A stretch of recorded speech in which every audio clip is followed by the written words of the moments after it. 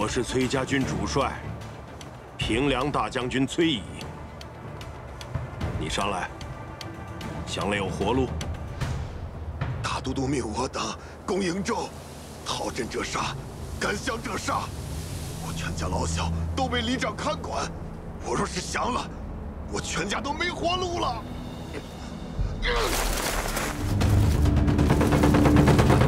孙坚的兵马被咱们坑了一半，还有一半仓皇逃走。干脆我们一不做二不休，跟在他们后面，直捣西长京。大将军，大将军，大将军，大将军，公子率军返回瀛州的途中遭遇埋伏，受重伤落入水中，现下落不明。公子身边的人呢？何校尉呢？公子遇袭之时，镇西军恰在左近，救了一些人。镇西军的主帅李逆写了一封信，差人过来送给大将军。崔大将军，逢崔家军遇袭，恰在左近，昔为之晚矣，令公子堕河。幸其救得阿莹，深可为大将军之幸。阿莹安然无恙，于镇西军中休养。唯望大将军率大军与镇西军同取西长京。李逆这个无耻之徒，狂妄至极，竟然竟敢胁迫我！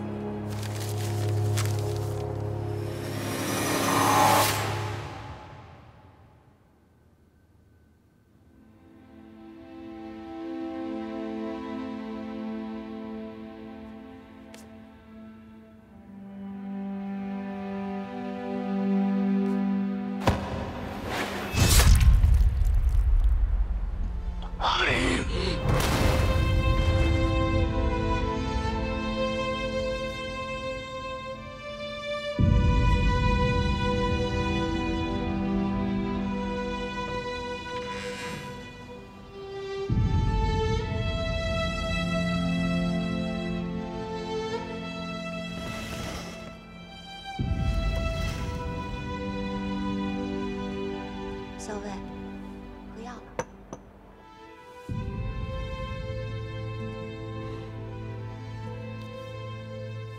太烫了，一会儿再喝。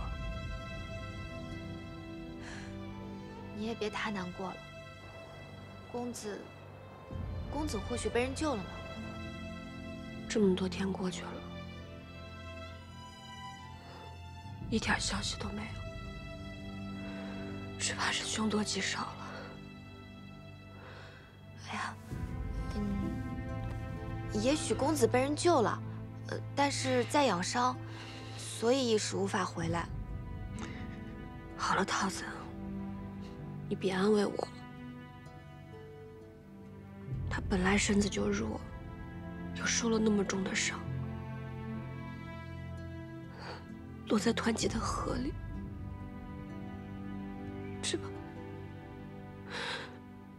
只怕是再也回不来了。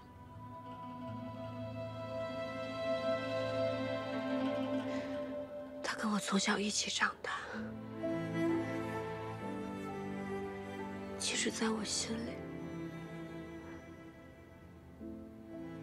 他跟我亲生兄长是一样的，但没想到。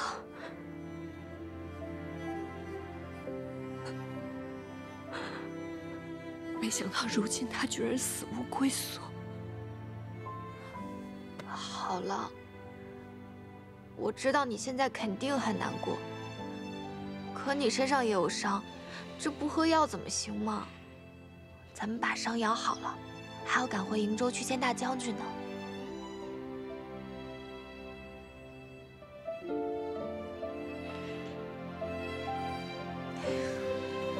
李逆这个坏人！竟然把咱们扣在这太清宫，还不肯放我们出去，他这是把我们当犯人关起来。不都说了吗？以后在我面前不要提他。你去找一些国府蜜饯吧，这样等你回来，药刚好凉了，我可以一口气喝。这太清宫里怕是没有什么国府蜜饯，又不能出去买。哎，要不我让他们给我2升麦子，发一些麦芽，给你熬麦芽糖好不好？我这就去。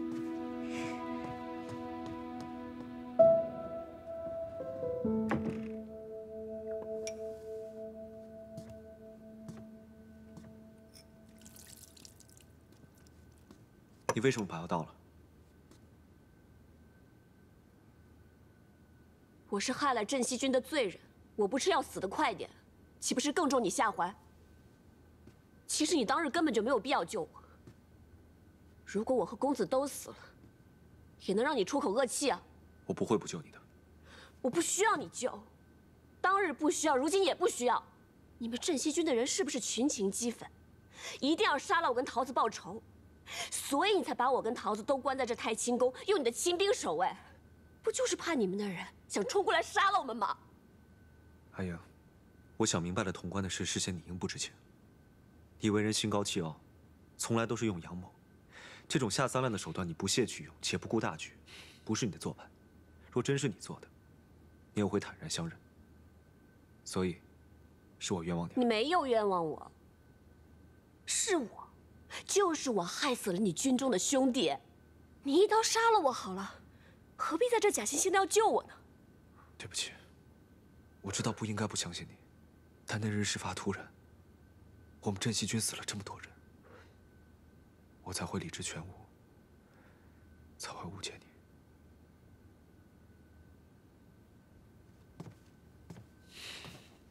出去，我不想看见你。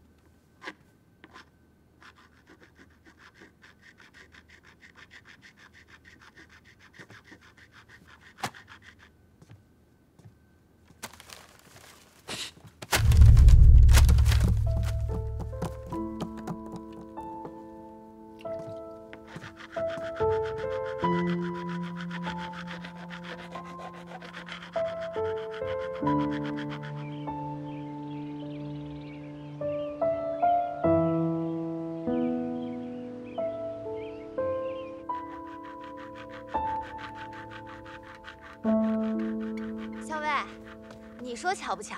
本来呢，我正发愁呢，做麦芽糖啊，怎么着也得2日吧。哎，没想到厨房那儿有洛阳送来的点心，说是给李密的，我不由分说先拿了一点来。我试过了，没有毒，味道还不错呢。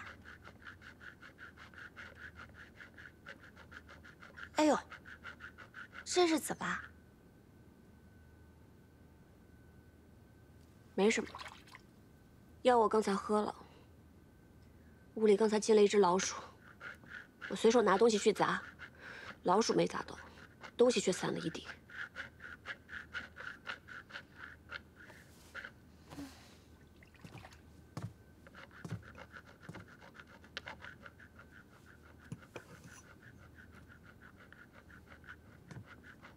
你说啊，这堂堂镇西军统帅，哎，学什么不好，偏偏要学老鼠。这老鼠拿了蜜饯来，还惹得我们校尉不高兴，白白浪费我1碗药。好了，我再给你熬1碗药去。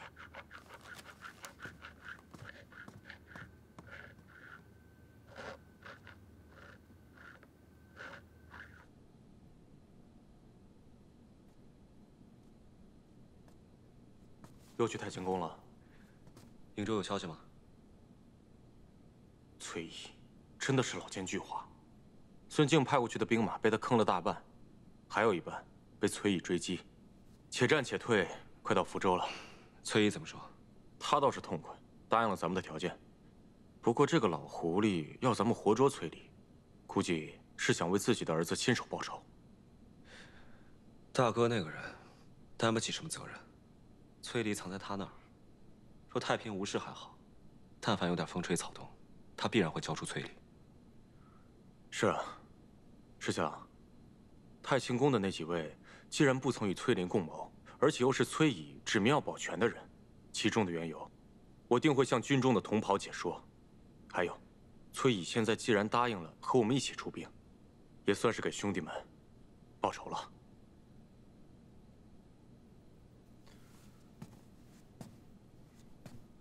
但是石七郎，太清宫你真的要少去了。那个何校尉是崔家军的人，你是镇西军的主帅，你们俩交往甚密，不妥的。阿勇，我跟你说过，是我有愧于他。可是石七郎，你要记住，陛下现在已经登基了，你是陛下之子，是镇西军的主帅，你将来不可能娶崔家军的女人，就算是侧室，也是不可能的。既知不可为，为什么不早了断呢？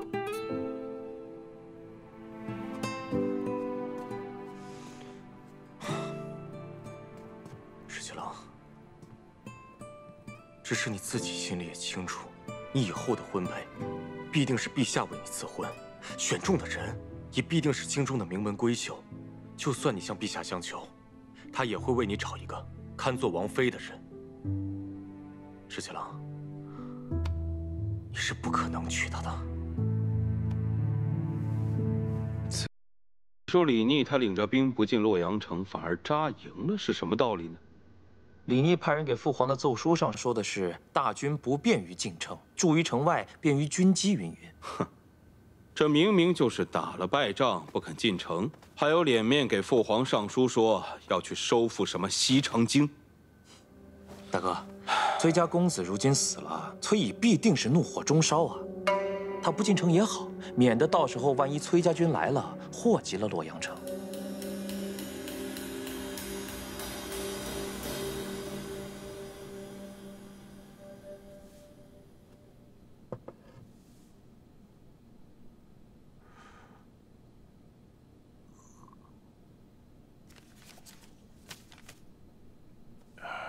皇孙既然传信来给父亲，想必是有了破西长京的计策。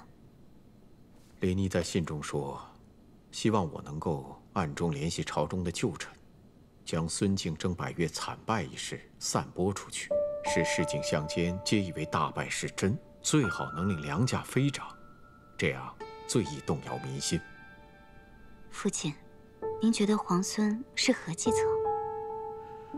此人机巧善变，我也实在是看不出啊。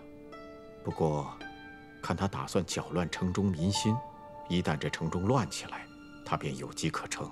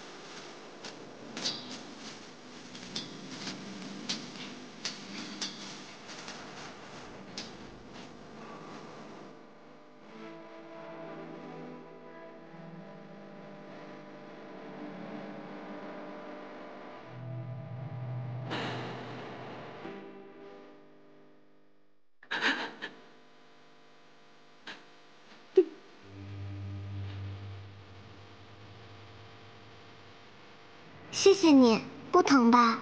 不疼。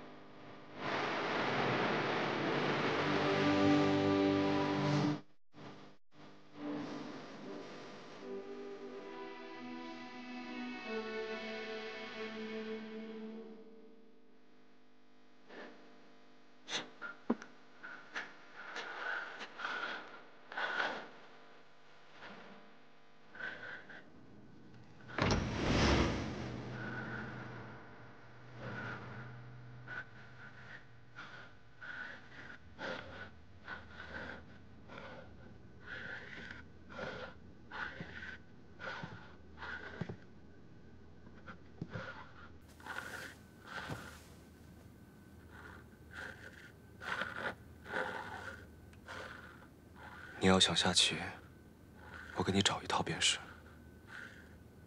何必这么辛苦，自己打磨呢？公子喜欢下棋，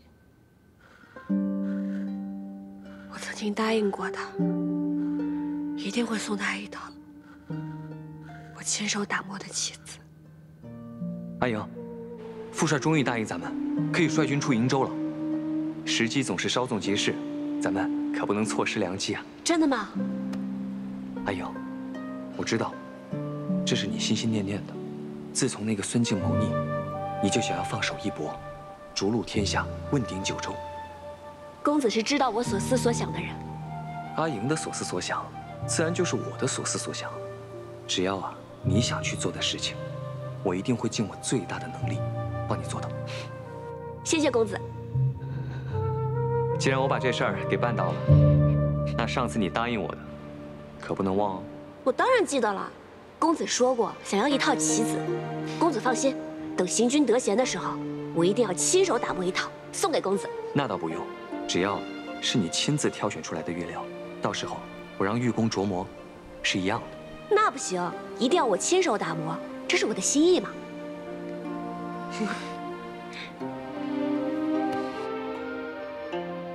但是现在，怕是再也没有机会当面送给他了。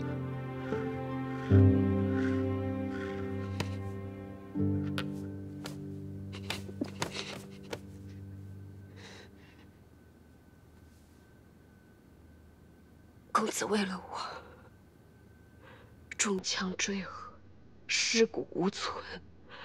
我现在只能为他立一个衣冠冢，为他打磨一套棋子作为陪葬。怎么？这你都不允许吗？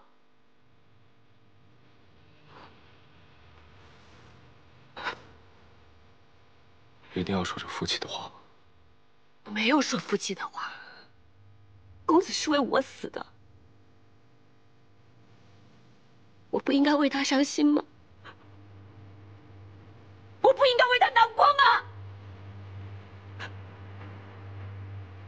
所以，你还是怪我没有救你们家公子是吗？是。所以你这么伤心，巴不得跟他一起去死是吗？是。李聂，我告诉你，我一直都在骗你。我早就轻信我们家公子，所以我从来都是骗你。西长京是我骗你去的，潼关之事是我和公子早就谋划好。我就是想要骗你，想骗得你一败涂地。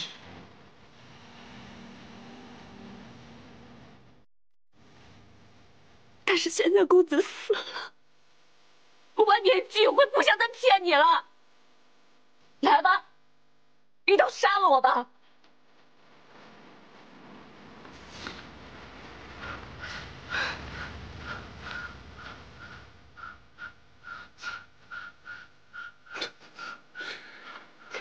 你真的是知道如何让我伤心啊，所以才跟我说这话。我知道我冤枉了你，伤了你的心，所以你要说这话伤我的心，是吗？我伤什么心啊？我为什么要伤心？我一直都在骗你，我何谈伤心啊？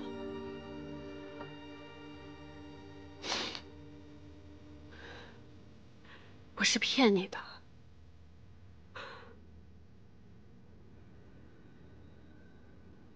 我从来就没有喜欢过你，都是假的。可我对你都是真的。我不管你是真喜欢你们家公子，还是假喜欢你们家公子，我对你就是真心的。从第一天见到你，你把我踹到井里了，那时我就在想，如此凶狠狡诈之人，下次我见到他一定要把他踹到井里。后来我们又见到了。我本来可以对你下狠手，我没有这么做。我犹豫了，我也不知道为什么。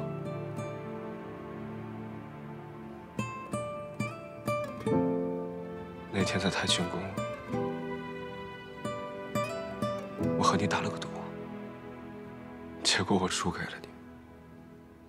但我心里却有一种说不上来的高兴，因为我终于知道，其实你心里也喜欢我，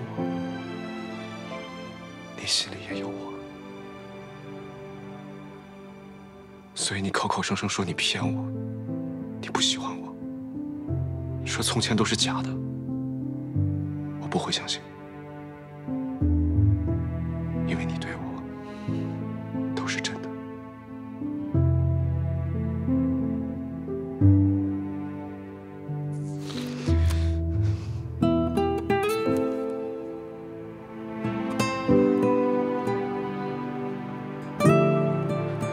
你哪怕再生我的气都好，不要拿自己的身凑我气。你身上有伤，好好吃药，也不要不吃饭。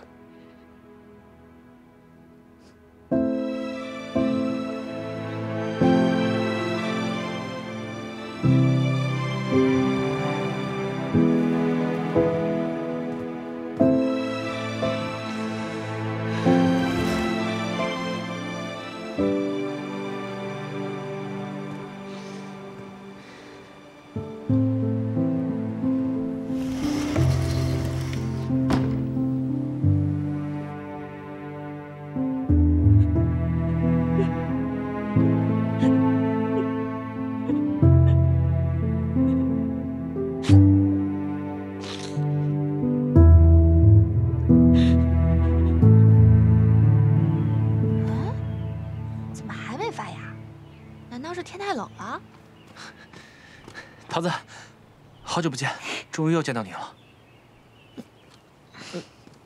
桃子，桃子，你为什么又不理我了？我帮你。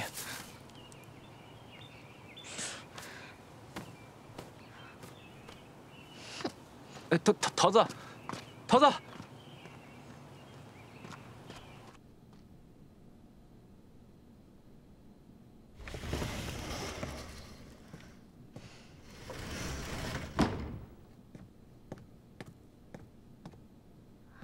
这老鼠又来了。这老鼠来一次，你就发一次脾气，肝气郁结，我真是担心你这伤啊，迟迟都好不了。心里不好受，要不咱们吃颗乳糖？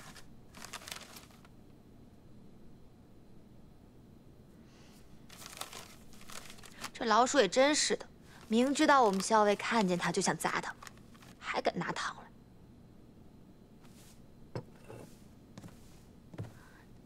那咱们把药喝了。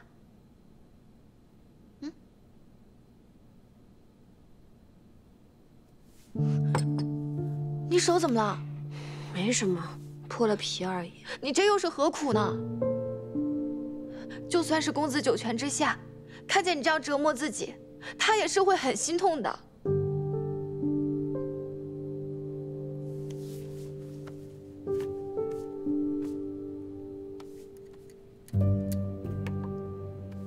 来，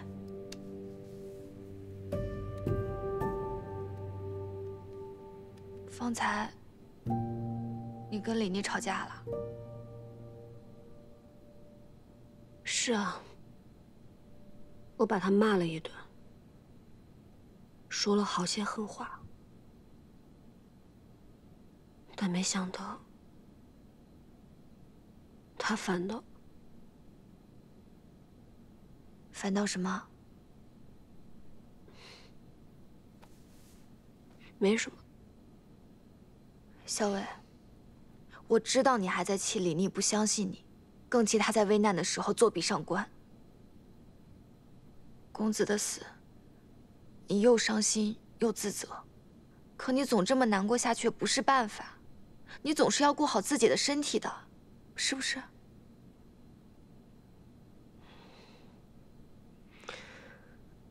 知道了，你放心吧。咱们现在困在这儿，还不知道大将军该如何担心呢。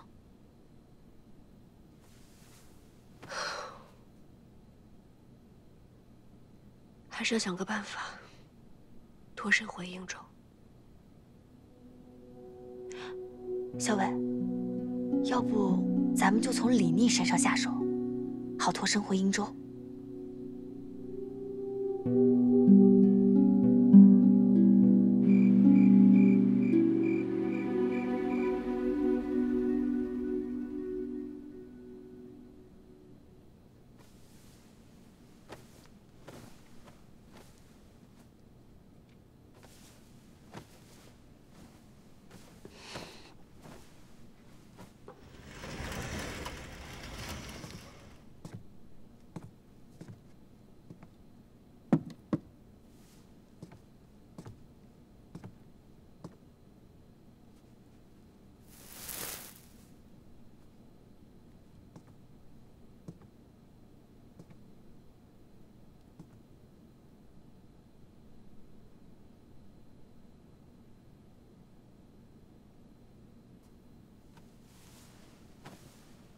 小老鼠偷灯油，偷不着偷蜜糖。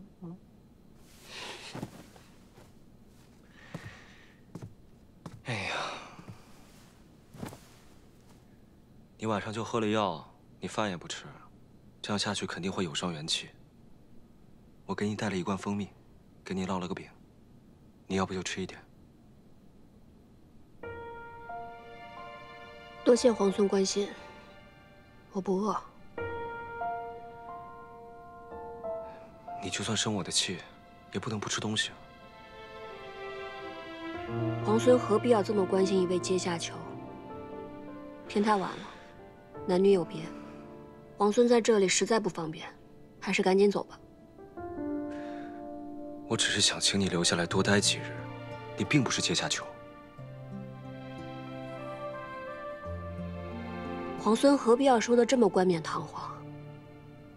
我们家公子已经死了，何某一介女流，对于皇孙挟制我们崔家军没有任何用处。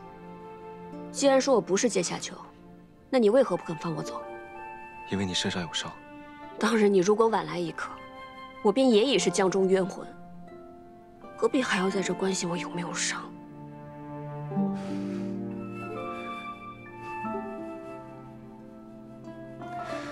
你就算不为我，也要为桃子想想。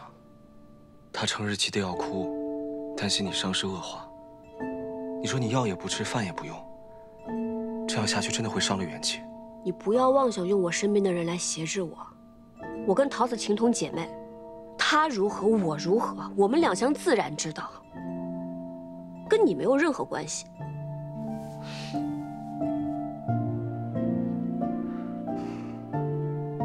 你既然还生我的气，那我先走了。不要带着怒气睡觉，对身体不好。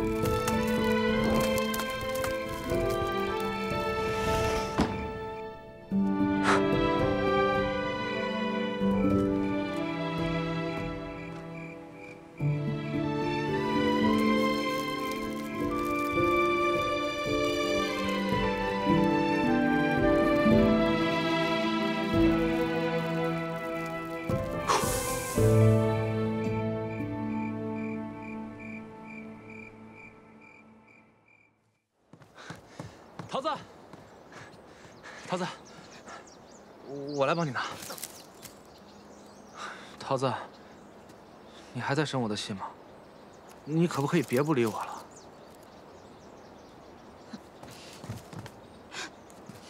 哎，桃子，你采药去啊？我陪你一起吧。桃子，陛下下旨封我为秦王，令我为行军大总管，收复西长京。圣旨是昨天晚上到的，不仅封了你为秦王，还改封会稽王为齐王，临淄王为信王。唉，这是要把我架在火上烤啊！若收复不了西长京，那就该问我罪了。石七郎，要不然上书辞一辞？辞什么？陛下都下旨了，但我就做秦王，正好以行军大总管的名头，可以名正言顺调遣天下秦王之师，收复西长京。这一次，城里面就靠你们了。你就放心吧，石七郎，我们一定会按你说的办，把这西长京啊闹他个天翻地覆。就是，咱们兄弟别的本事没有，闹他个天翻地覆这种事儿再拿手不过。是啊，这次我伤还没好，不能跟你们一块儿去了。我替你去，给你闹个双份的回来。现在城中暗流涌动，敌我莫辨，你们千万要留心，行事必须谨慎，还有，务必保自身周全。你就放心吧，等攻下西长京，我们再回来同你们喝酒。喝酒，攻下西长京，回来一起喝酒，一起喝酒。走。相爷，现城中谣言四起，近几日粮价飞涨，人心惶惶。都说那孙大都督派去伐百越的大军败了，城里都说那韦帝的儿子李逆刚刚被封秦王，眼看着就要攻打西长京，都说他是天煞星下凡，专克大都督的。还说什么了？还说秦王派奸细在井水里下了毒，闹得人心惶惶的，都不敢食用井水了。还有人说那太仓里其实是空的，连半颗粮食都没有。这粮食啊，早就被伐百越的大军拿去当了军粮了。只要秦王一围城，这城中的百姓都会被活活饿死。好了，我知道了，下去吧。命令下人严守门户，不得出门。是。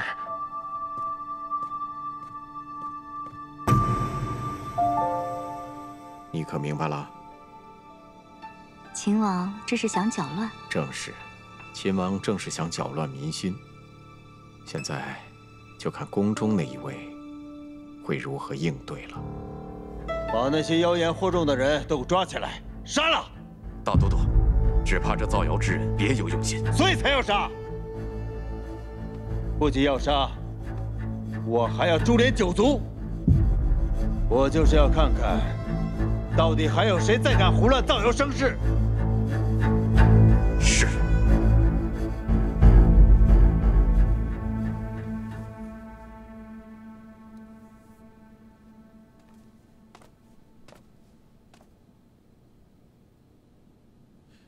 今日怎么这么早过来？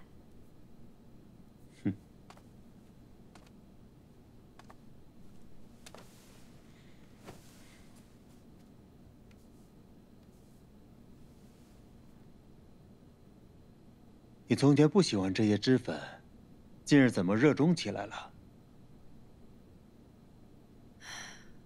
也许是那一日，在镜中看见自己的白发吧。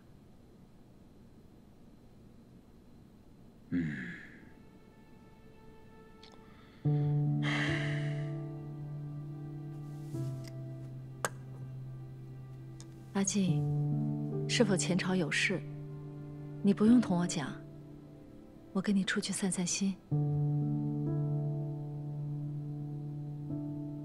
我自起兵，一直觉得天下九州腐蚀可得，没想到李逆率领镇西军竟然一路杀过来，剑指西长京。潼关是两京门户，只要潼关在手，李逆就算是有洛阳，也无用武之地。崔乙奸险，他若是和李逆联手，时局便会艰难起来了。不会的，崔乙别有私心，否则他不会派军出瀛州。李逆是伟帝之子，两个人各怀心思，断不会轻易联手。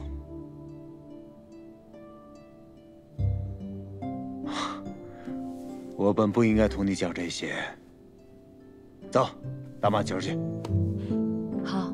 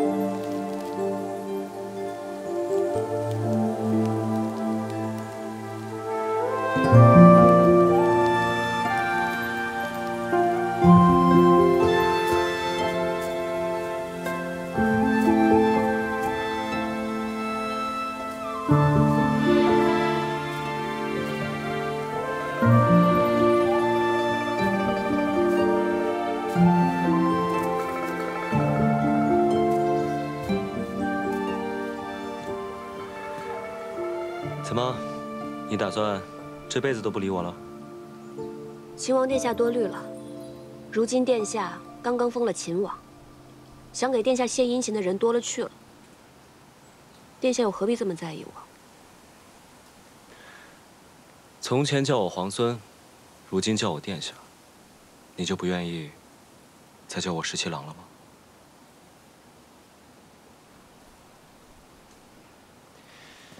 哎呀，还是这里舒服呀。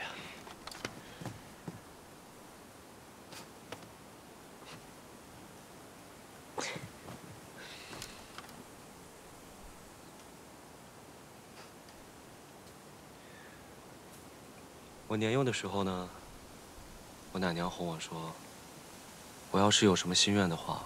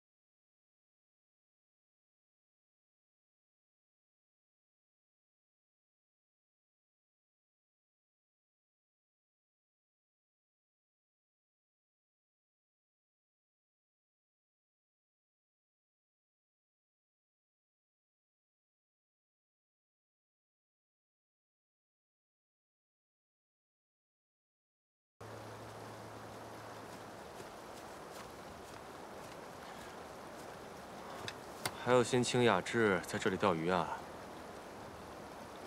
怎么，崔乙的大军来了吗？还没有，在路上，慢得很。十七郎，你说这个崔乙会不会另有心思？这西城京城里情势万变，如果他再不快点的话，我就怕这个时机稍纵即逝啊。他被我胁迫，当然不情不愿了。再说，我兵少他兵多，攻城他却要出全力，你说，他肯速速前来吗？我刚刚收到消息，大将军已经。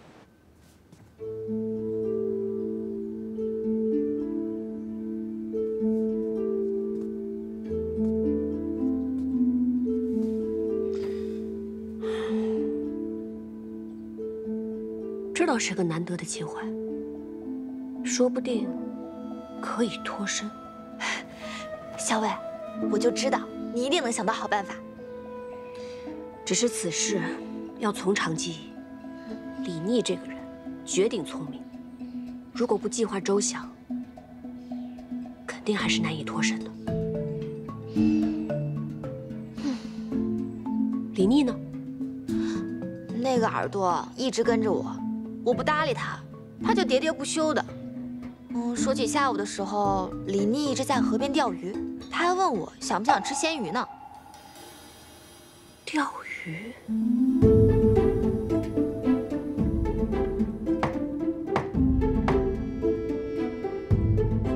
谁啊？殿下，是我，桃子。请进。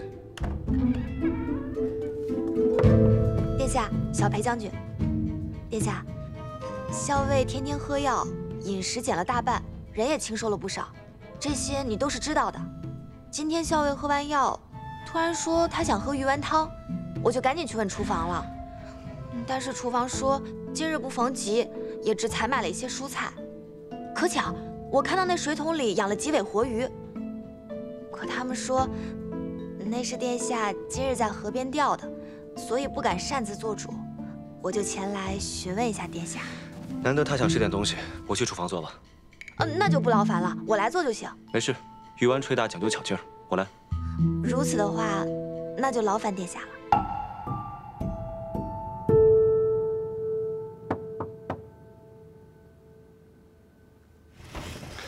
桃子，你回来了。是啊，是我来了。趁热尝尝吧，凉了就腥了。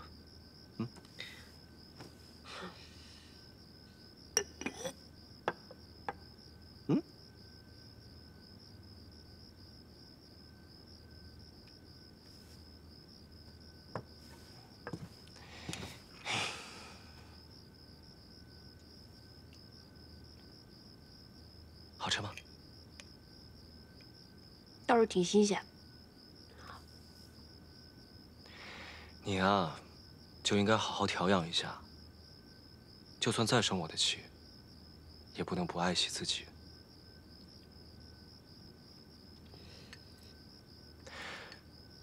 日后你要想吃什么，想要什么，我都找人给你去买。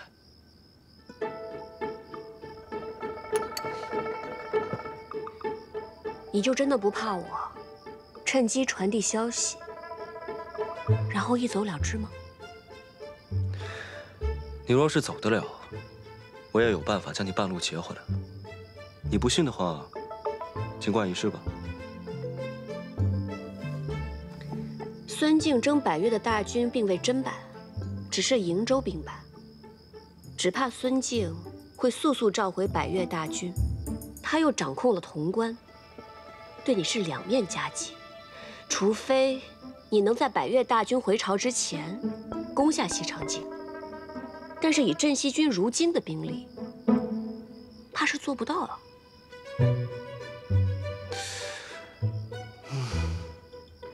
说得真好，不过我还是不会放你走的。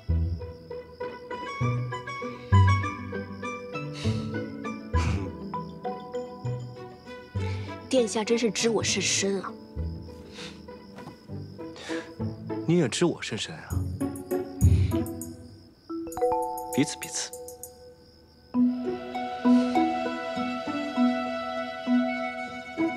桃子，你药材买齐了没有？那个，都过去那么久了，你能不能理理我？只要你能理我，你让我做什么都行。你说我为什么不理你？那天你就眼睁睁地看着我跟校尉被别人追杀。你们不管不顾的，你和你们家秦王一样，薄情寡义，见死不救，铁石心肠。不是的，那一天我也很着急，我也很想冲下去救你的，但是军令如山，我也是实在没有办法。再说，我们镇西军的兵卒是从来不会违反军令的。狡辩！我没有狡辩。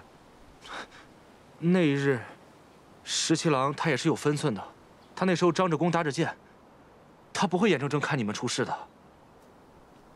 哎，桃子，那你到底要怎么样才能原谅我呢？要不我陪你上山采药，或者我陪你买好吃的。哎，你还要吃猪耳朵吗？只要你愿意理我，你让我做什么都行。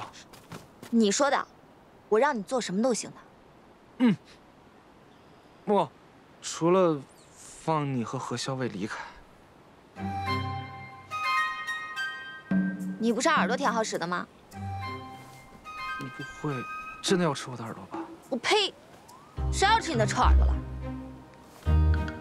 我是说，我想让你给我做一个哨子。哨子？嗯，这个哨子呢，只有你一个人能听得见。以后我有什么急事找你的话，我吹那个哨子就行了。听起来挺难的。不过你放心，我一定可以做到。这还差不多。哎，那桃子，你接下来不会再不理我了吧？现在不生气了吧？看我的心情吧。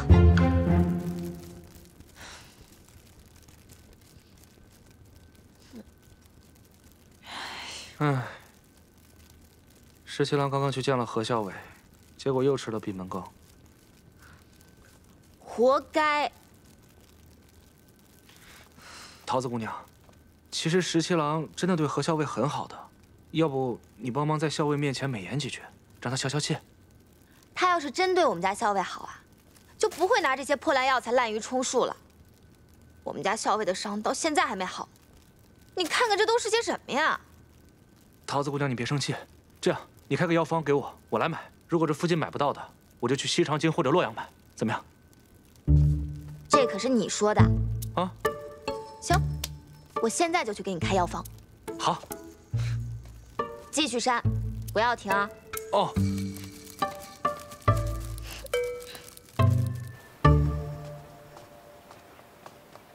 哎，干什么去啊？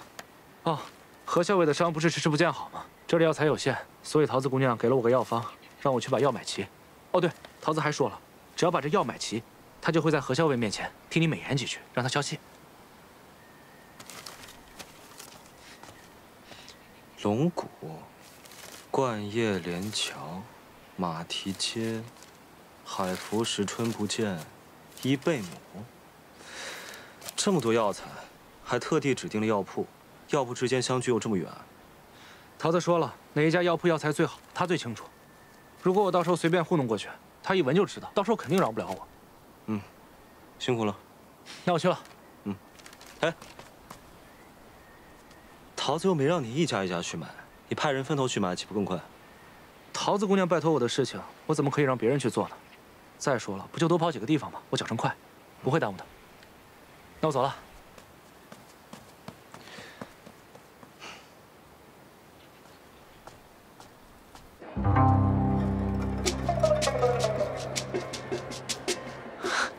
回春芳，终于找到了。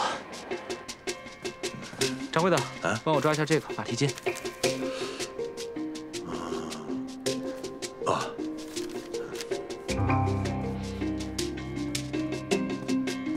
你那药，哎，谢谢。这是银钱，不用找了。哎，你慢走啊。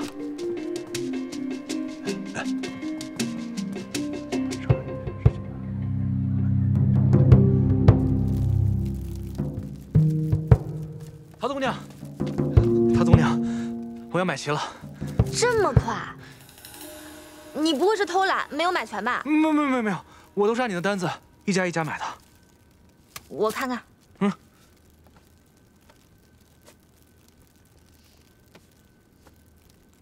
怎么样？嗯。那桃子姑娘，你可不可以在何校尉面前帮十七郎美言几句？行吧，看在这些药材的份上。哎。我再检查一下。哦，检查。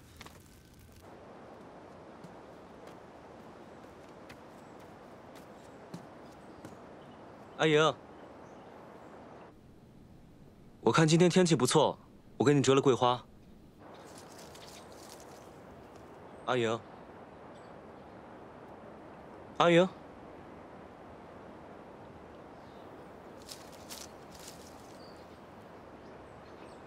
那我把花放门口了。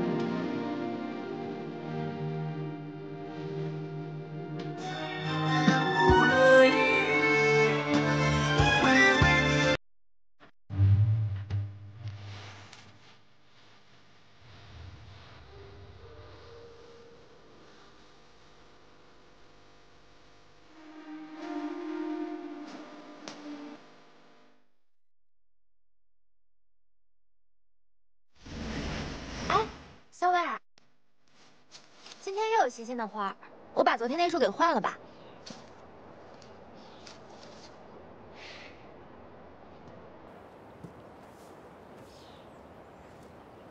小伟，你就别生气了。我看这次秦王，哦不，是真心给你赔礼认错的。他不是说了吗？他不该不相信你。其实公子的事儿，是崔离那个小人所为，也怪不得他的。奇怪了，你今天怎么在帮他说话呀？哎呀，小魏，我是为你着想，好不好？我看这秦王啊，对你真是挺用心的，他还派人四处采买药材呢。哪怕天天看你的脸色，也想在这太清宫一直陪着你。其实啊，我也知道他是真心赔礼。我也不应该再生气了。若是旁人这样，我也不至于这么生气。但是，旁人怎么能跟他一样呢？哦，原来是这样啊！我说嘛。再说我要生气了。哎呀，我错了，你别生气，我给你换花。大将军，有消息了。石七郎，石七郎，石七郎，石七郎，有个好消息。怎么？桃子说他费了万千好话，终于说动了何小伟，让他答应跟你好好见一面。所以今天晚上他们在莲池设宴，到时候桃子会见机行事，留你们两个单独说话。哦对，桃子还说，姑娘家嘛，总归是心软的，你到时候要以诚心相待，多赔不是，这样定能够让何小伟消气。替我多谢桃子姑娘。好。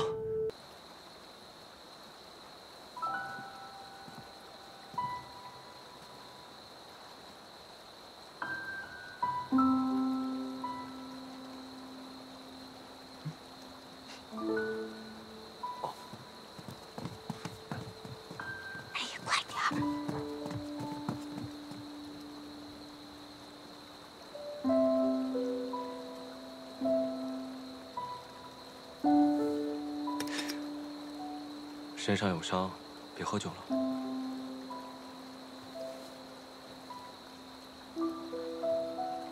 那日我们在太清宫，现在想起来，真是恍如隔世。是啊，阿英，你还在生我的气吗？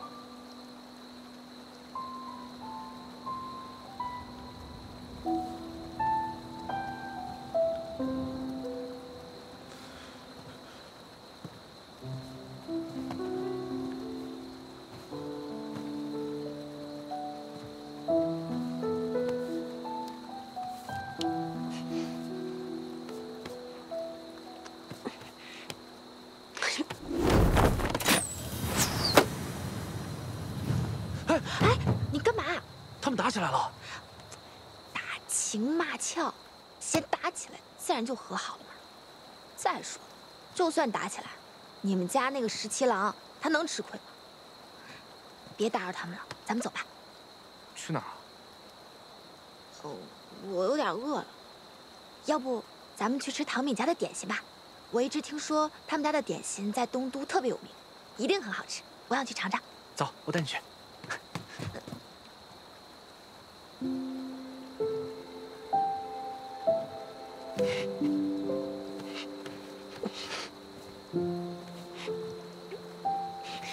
你干什么？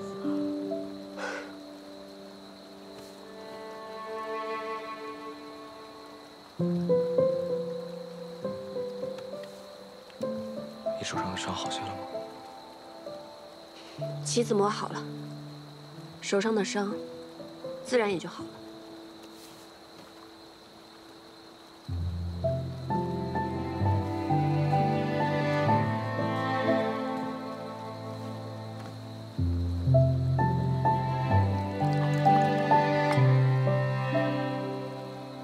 你为你们家公子亲手打磨了整套棋子，连自己手受伤了都可以不顾，但你却没有亲手为我做过些什么。谁说我没有为你做过什么？你为我做过什么？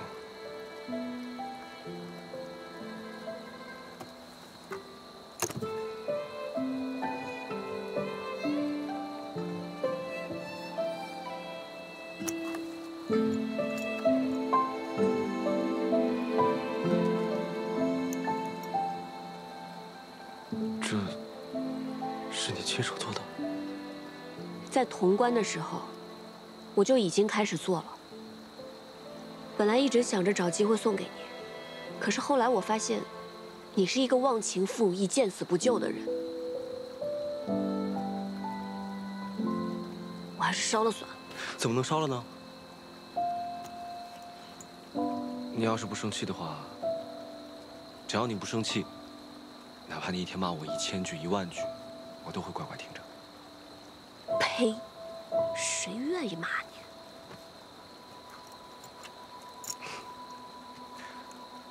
我打给你看好不好？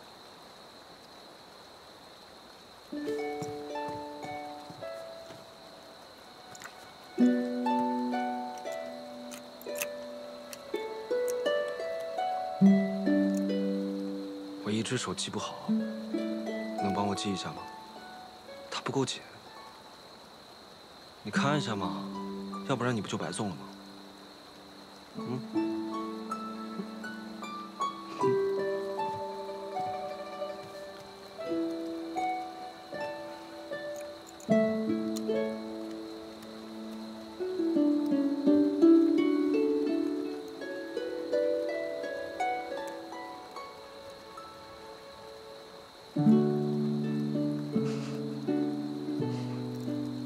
我看看。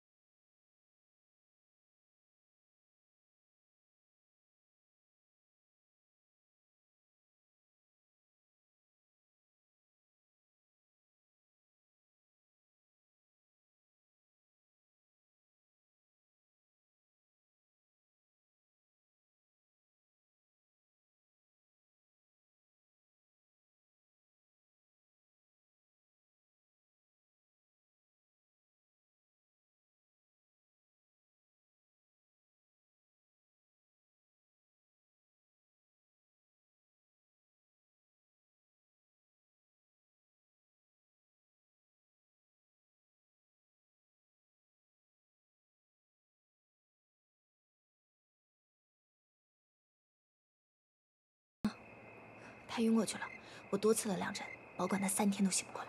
真狠，校尉教得好。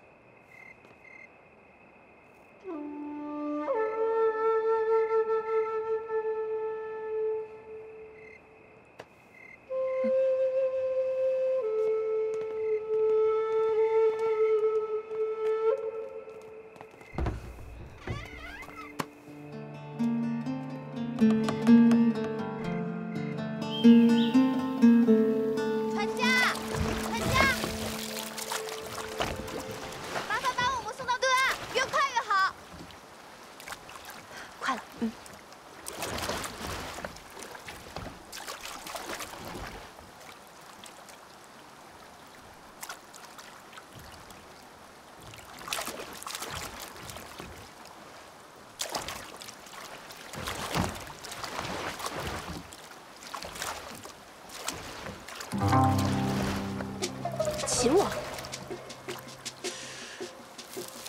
哎呀，你叫我呀？嗯？哎。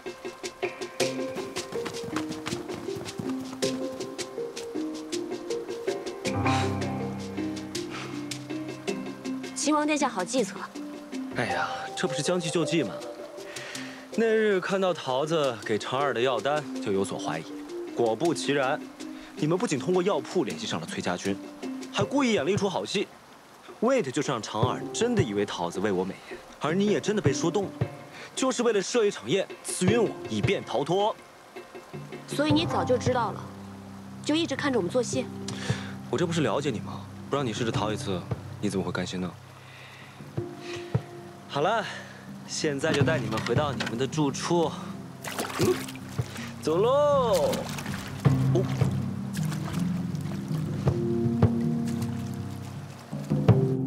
大都督，前往崔家军中的使节，被崔乙抽了一顿鞭子，逐了回来。哼！哎呀，崔乙这个脾气啊，倒是一点都没有改。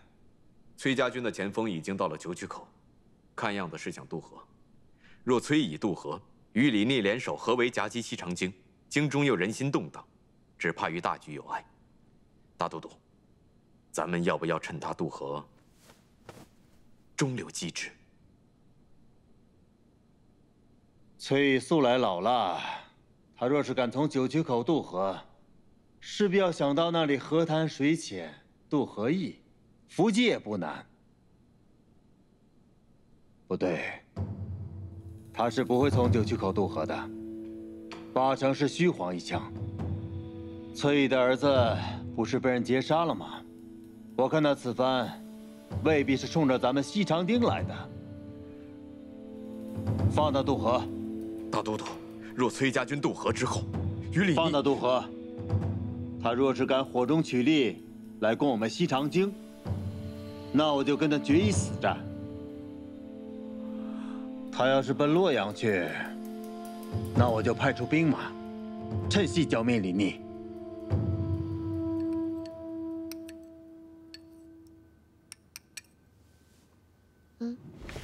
小心他。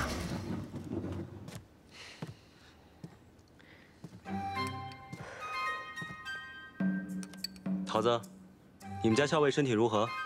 还缺药材吗？托殿下的福，药材倒是不缺了。你心里明白，我们校尉的病都是被你气出来的。哎，这可糟了！说些让你们家校尉更生气的话吧。由于汲取了这一次教训呢，我又重新派重兵把太清宫这里里外外都围得跟铁桶一般。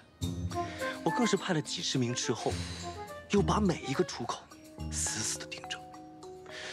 这次你们若还是想逃出去，我都替你们捏一把汗。秦王殿下，想必你已经计划周全，准备在西长京城中一击必中了。这再严密的计划呢，都会有纰漏，谈何周全，又谈何一击必中呢？既然还没有周全的计划，那不如这样吧，我来替你谋划，杀了孙敬，然后你放我离开，如何？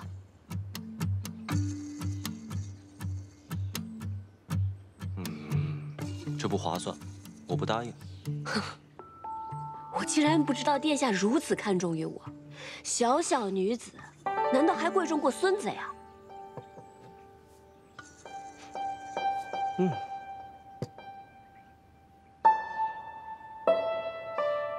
崔乙独女，自然贵重过孙子。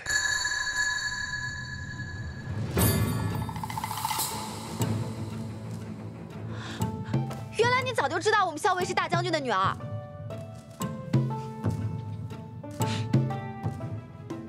原来你早就知道，怪不得你一直不肯放我走呢。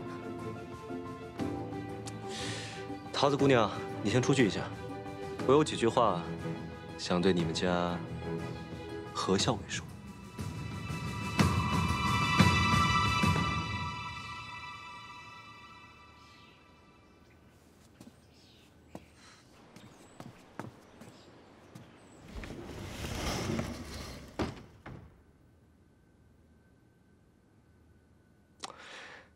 其实我在救了你之后，我写了一封信给崔大将军。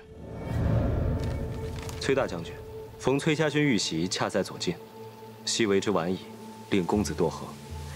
幸其救得阿莹，深可为大将军之心。阿莹安然无恙，于镇西军中休养。唯望大将军率大军与镇西军同取西长京，灭孙贼，平叛秦王。届必可令凤凰归巢，完璧归于赵。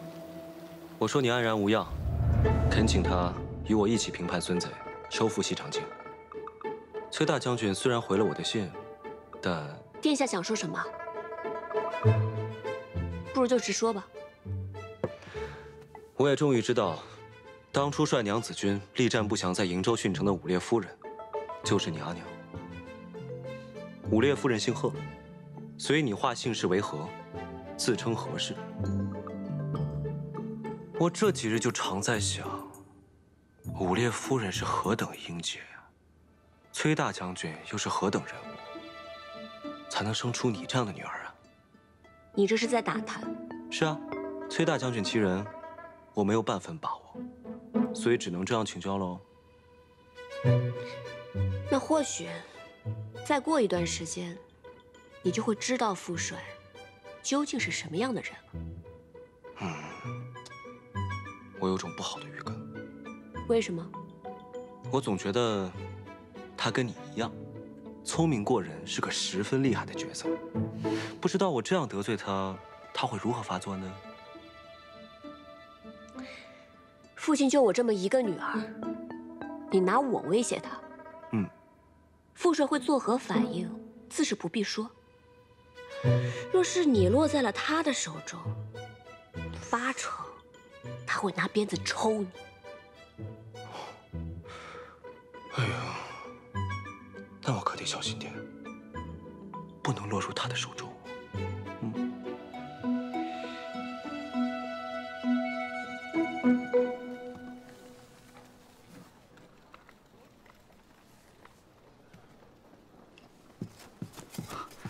大将军，前锋诸部已尽数渡河。中军罢营吧。罪魁祸首竟然藏匿在洛阳城中，敢杀我儿子，我崔家军当然要还以颜色。什么？崔乙没有儿子，只有一个女儿？何校尉就是崔林，死了的那个崔林就是个幌子？不可能，绝对不可能！石七郎，你是为了娶那个何氏，所以编了一通瞎话来骗我的，是不是？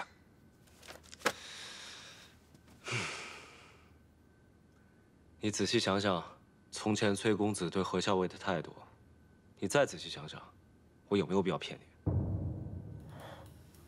原来如此，所以你才把他扣在了太清宫，不肯放他，然后在这里布下重兵。你是想用他来胁迫崔乙？这怎么能说是胁迫呢？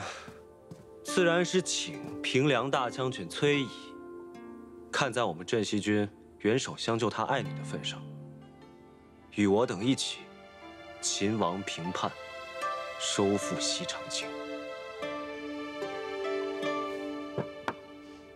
喝药啦！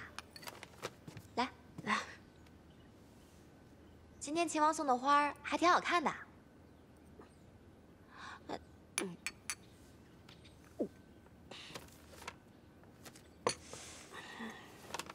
哎，你今天怎么好像变了个人一样？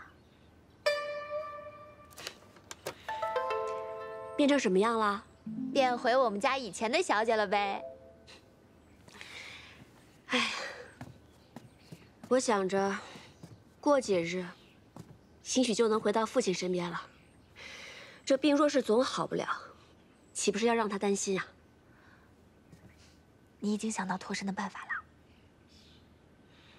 只怕父亲已经率军赶到洛阳城外了，局势风云变幻，这个李逆困不了咱们太久了。那太好了。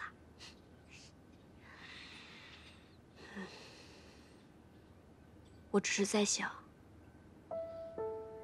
要是公子能够侥幸脱险，那就真的太好了。不然，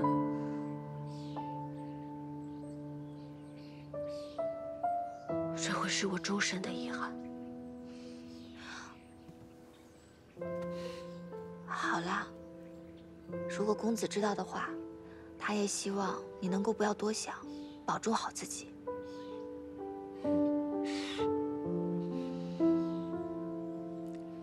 活着的人要好好活着，这才是对逝者最好的安慰。这是母亲殉城以后，父亲告诉我的。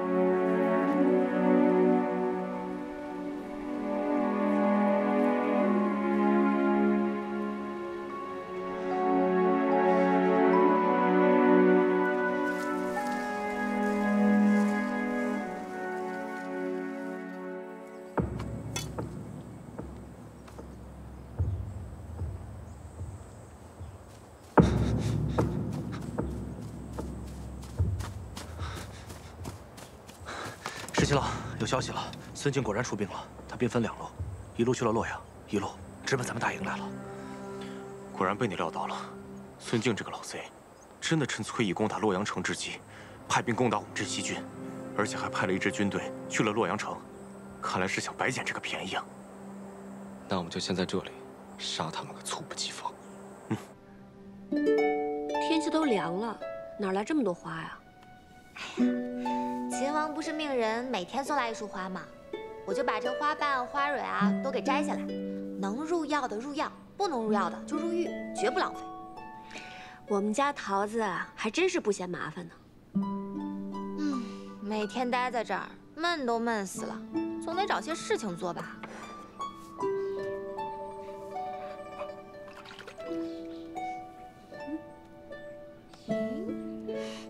这之前秦王送来的衣饰还真是挺好看的，小薇，我觉得你还是这样打扮最好看了。你呀，就是喜欢我打扮成这美娇娘的样子。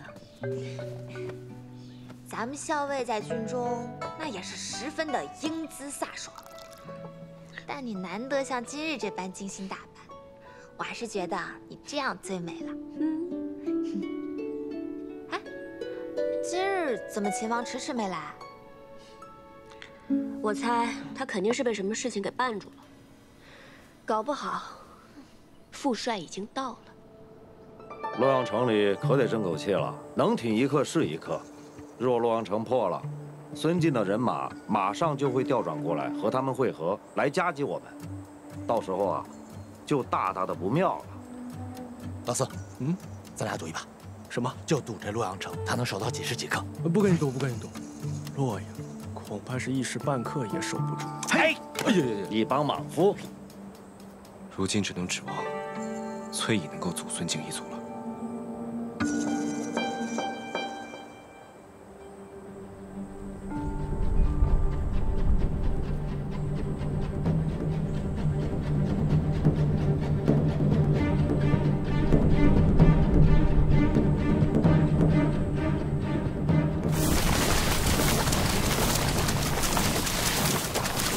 真的，大将军真的来了。我虽然是猜测，但是8、9不离十。这些年，崔家军都以公子的名号在外征战，父帅一直久居瀛州，但一招出手便大破孙敬之军。李逆这个人心思缜密，他摸不清父帅的行事做派，便不会轻举妄动。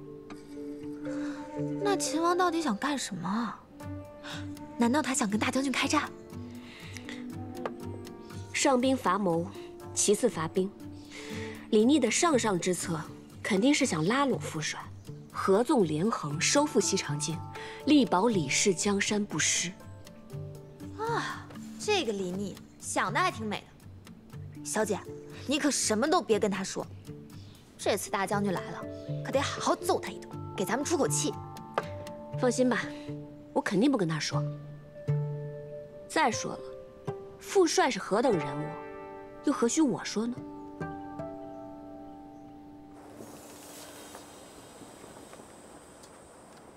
十七郎，俘虏已经全部安排好了，而且还有些伤兵，也给他们上了药。咱们这一仗又折损了孙敬不少人马。撤！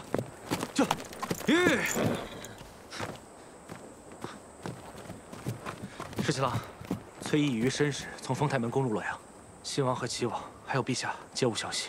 哦对，崔毅还派人送了封信过来。今奉陛下及信王、齐王于洛阳，以咸邑之城，望殿下即刻送还我崔家军人，否则必提兵相见。果然是有其女必有其父啊！真的是半点亏都不肯吃。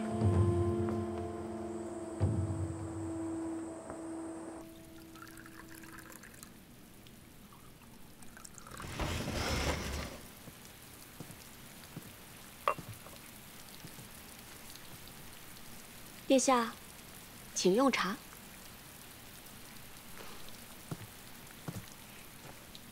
来，谢谢。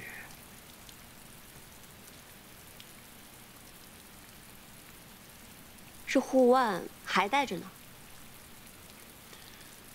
是啊，取银针时费了些功夫，之后就再也没有取下过了。连护腕都只有这一个，殿下何至于如此窘迫？若有人愿意再送我一只，我自然乐意收下。殿下军务繁忙，既特意到此，想必是我父帅令殿下看到了他的诚意。我之前呢，还好奇你父亲是个什么样的人，结果果然不出我所料，他与你简直是一模一样。你不愧为他的女儿，他也不愧为你的父亲。这话如何说啊？你的父帅呢，已经不费吹灰之力攻入洛阳，我父亲和2位兄长全部被你的父帅俘获。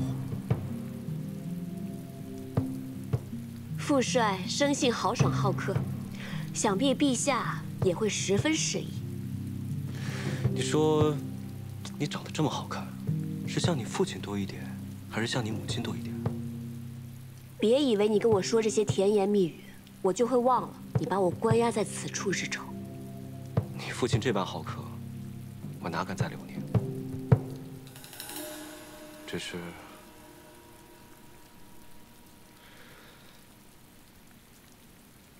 只是仅此一别，再相见时，不知何时何地。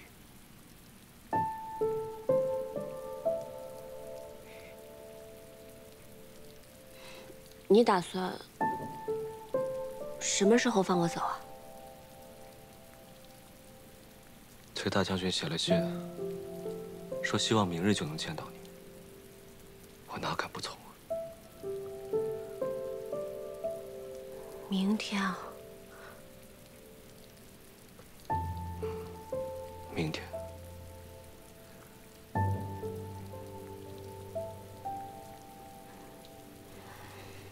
实在太快了吧？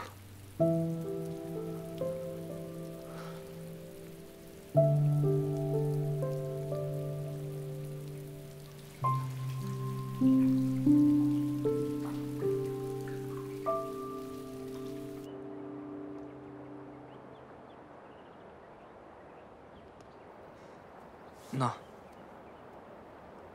你试试。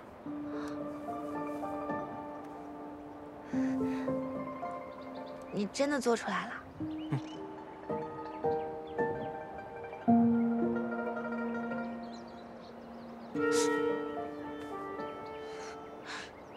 你能听到？啊！以后只要你吹响它，我就会立刻到你身边。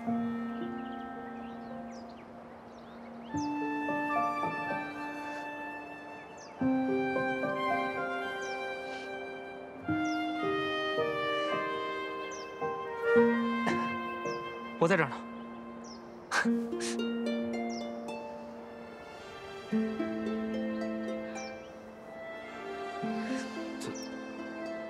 怎么了？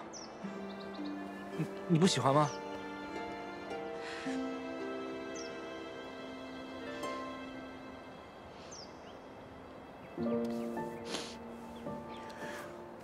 我很喜欢，我就是想吃猪耳朵。我给你去买。哦，你别难过，我很快回来。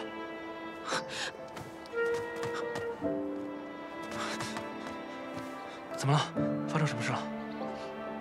我明天就要走了，你真的要现在去买猪耳朵吗？那，你不是说你想吃吗？你呀，真是蠢得不可救药。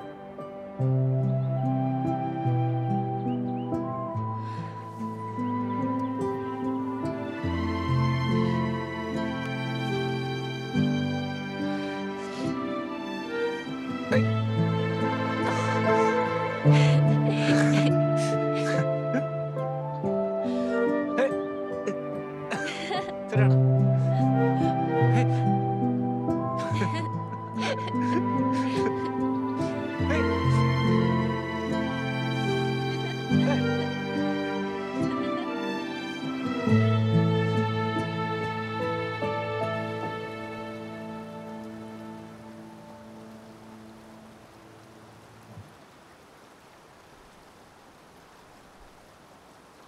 十七郎，你不是说这周围有重兵把守，还有好多斥候吗？是啊。那如果我们从这儿悄悄溜出去，会有人发现吗？试试。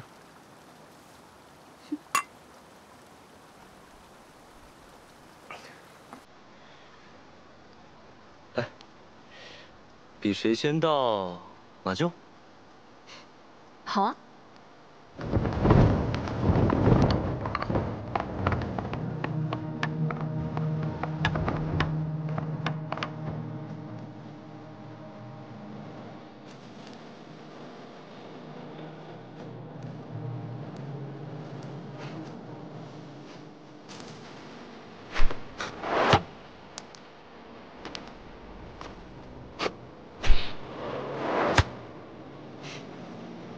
什么人？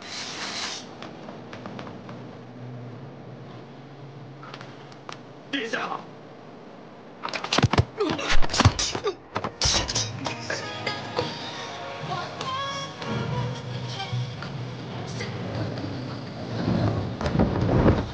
别说了。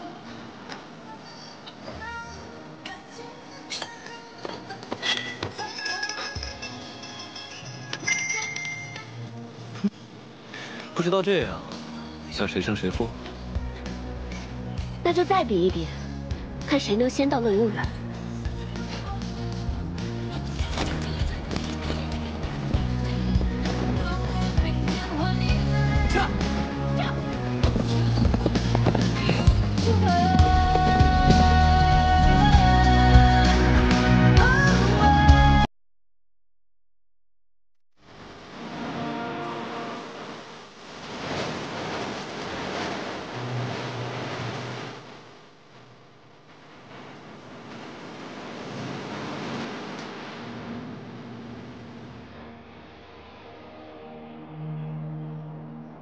乐悠原上遥望京都，果真很美啊。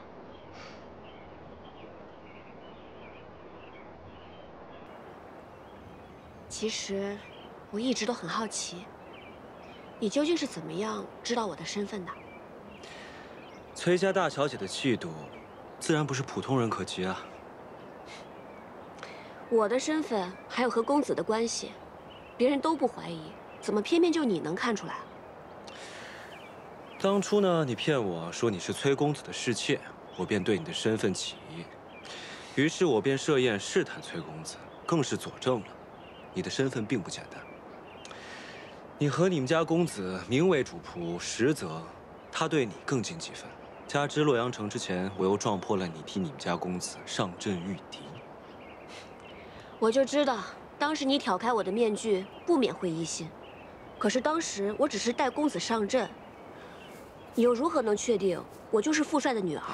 当日你在潼关不顾自身安危也要救崔大将军，在旁人看起来可能全无破绽，但经过我细细琢磨之后，我总觉得不对，终于就被我猜到了。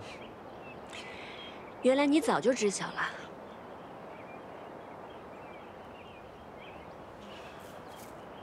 你知道吗？我常常在想，如果你不是崔家女儿。 我也不是李氏子弟，我们之间会不会就不会有这么多隔阂和波折？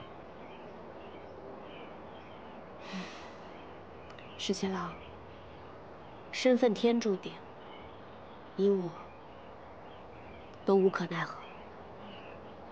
是啊。当初战乱突起，我以为这乱世是无人能救了，不忍看天下黎民百姓 遭受战乱之苦，所以便请求父帅，让我跟公子率我们崔家军南下。当时不过是为了能够早日让天下平定，但是没想到李家却出了你这样一个人。出狱之时，有没有令你颇为头疼？彼此。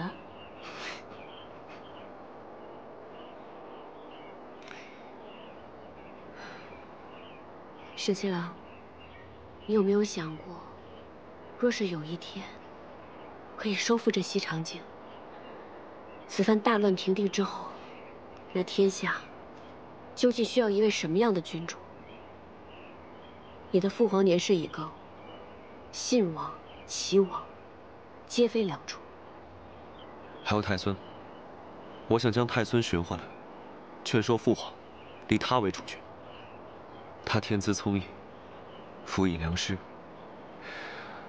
未来一定会是一位好君主。那如果太孙寻不回来，又或者你的父皇根本就不愿意立太孙为储君呢？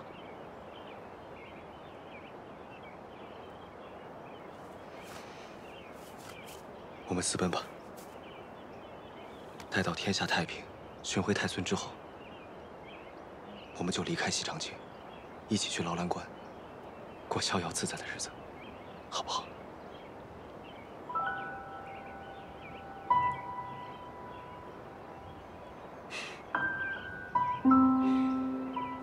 虽然知道不是真的，但是听你这么说，我还是很高兴。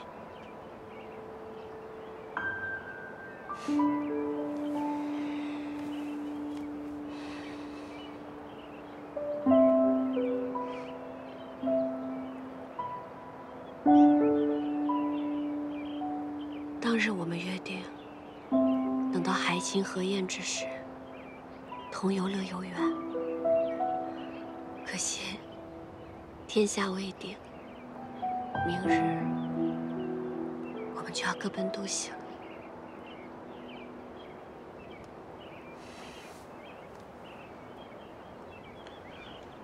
会有那天的。到时候，我们就先游乐游园，再去老兰观。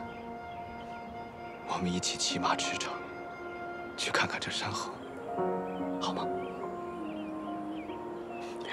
好。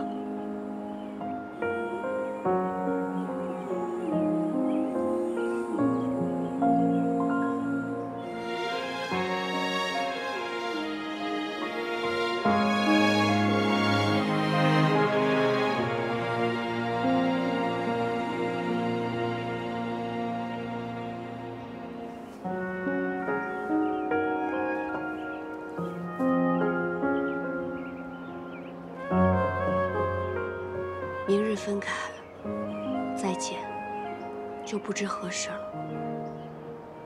当日得你所爱，今天完璧归赵了。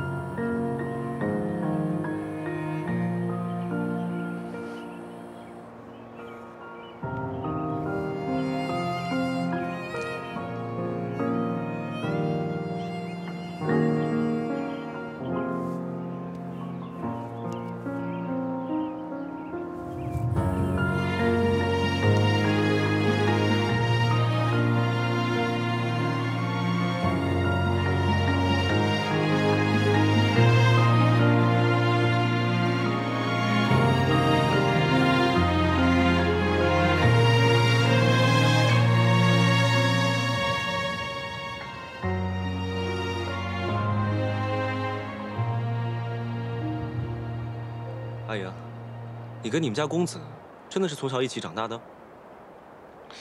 我看你是对这件事情尤为在意。那当然了，我第一次见到你们，你们就那么亲密，我心里就不舒服。那你为什么还要问？公子他八成已经不在人世了。我就是想听你对我说清楚，我心中便不再有猜忌。以后呢，保证也不问了。公子的本名叫做柳成风，小的时候他救过我。他父母早亡，所以爹爹就把他收养成了义子。我阿娘年轻的时候受过伤，身子不好，所以跟阿爹结离10年也未生育。但那个时候，爹爹已经是边陲大将，朝中为了牵制爹爹，借口他无子，非要赐给他一位夫人。后来阿娘心一横，到处研医问药，最后终于有了我。可惜，还是无法应对朝廷。阿爹便谎称自己生了个男娃，按照崔家的排行，取名为崔林，奏报于朝中。原来如此。后来，阿爹在瀛州对抗接硕，阿娘力战殉城，朝中追封阿娘为武烈夫人。阿爹感念阿娘的情谊，再未续弦。后来阿爹也把我当成男孩一样养大，但在我7、8岁的时候，女孩的样子再也掩盖不住了。阿爹就让柳成风顶着我崔林的名字，在军营中行走，以免我是女子一事被揭穿。公子因为我从小到大遭受了不少危险，就连他的名字也不被人所知，所以他活生生的活成了我的影子。我们俩从小一起长大，我把他当作兄长，自然要比旁人亲近一些啊。你把他当兄长，他心里可不这么想。他都已经不在了，你还要这么介意吗？怎么总是说我？那你呢？我怎么了？顾相家的那位小姐十分中意你，在西长京的时候还不顾危险到客栈来给你报信，你就不感念人家的情谊吗？顾小姐同我和我同她，可不一样，他十分中意我，我又不中意他，只好令他失望了。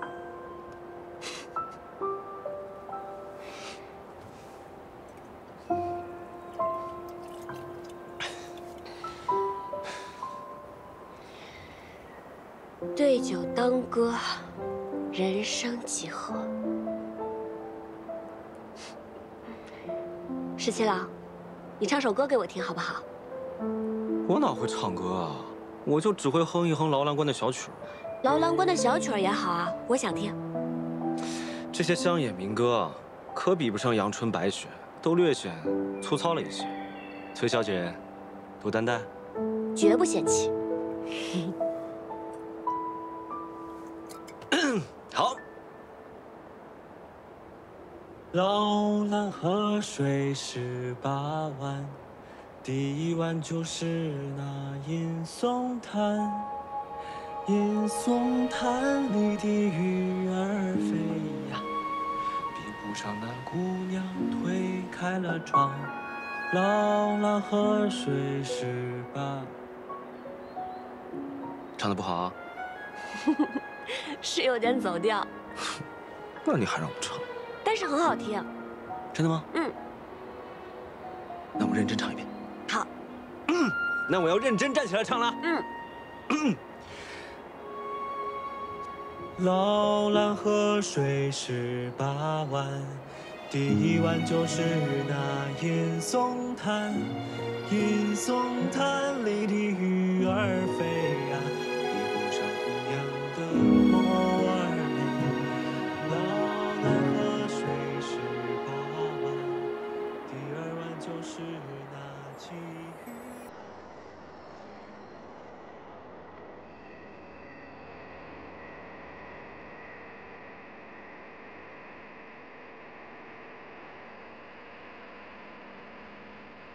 哎呀，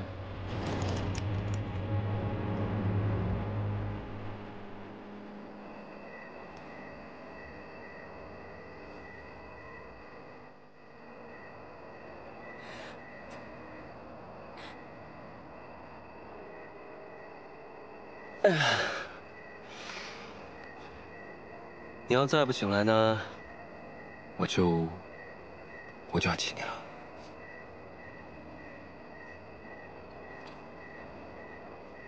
我真亲你了啊！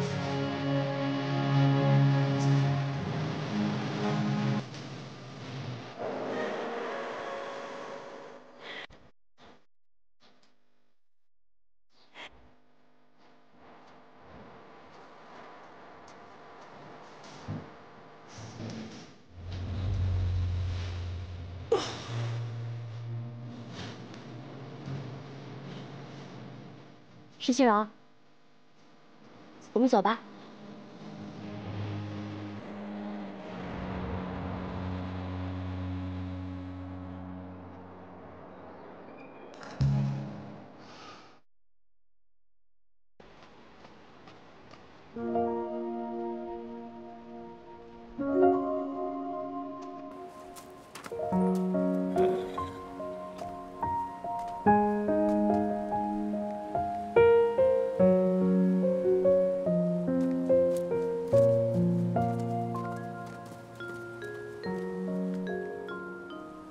何校尉，请。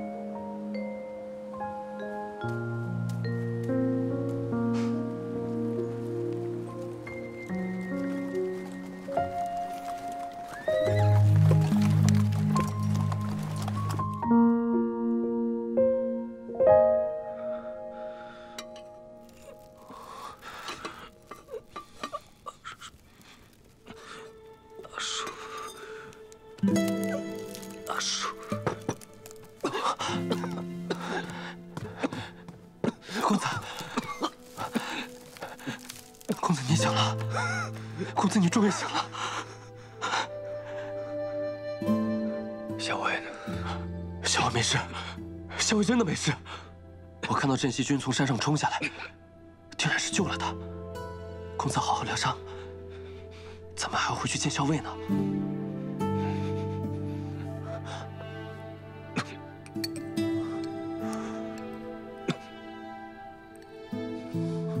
来。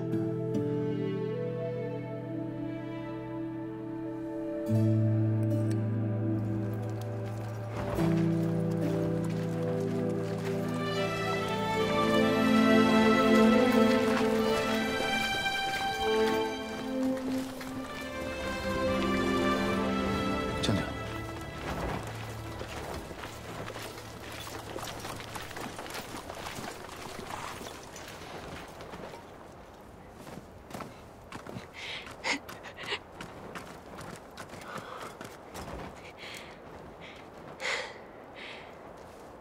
大将军，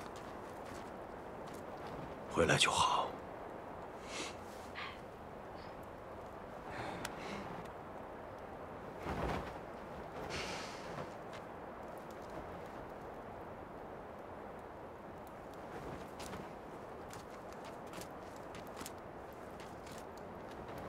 秦王，信王、齐王，我已经派人送回你营中了。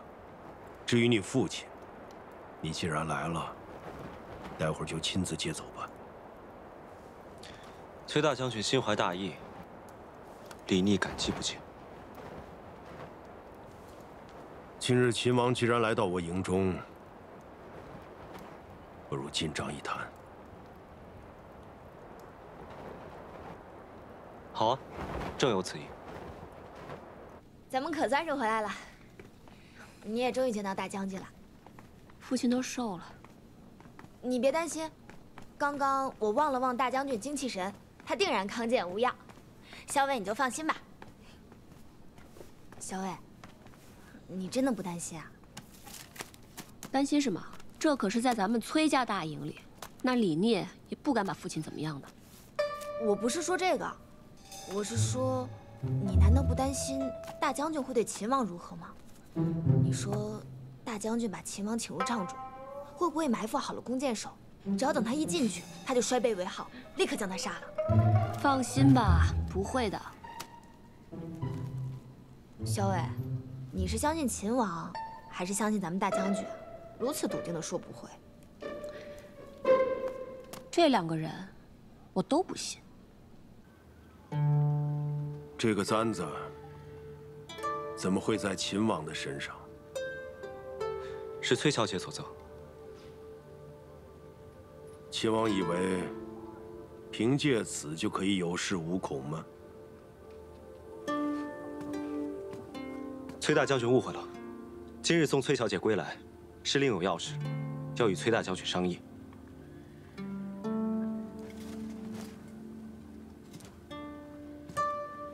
秦王恐怕是想借我崔家军之力，收复西长京吧。之前秦王曾写信胁迫于我，今日还亲自送小女回来，想必秦王是觉得老夫不敢取秦王的项上人头。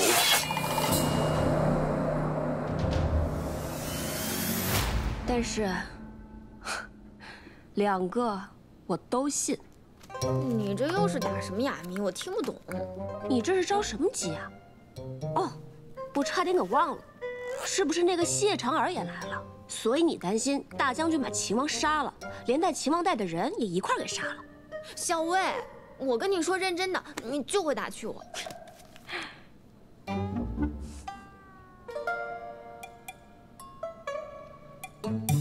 大将军，阿爹，吃饭啦！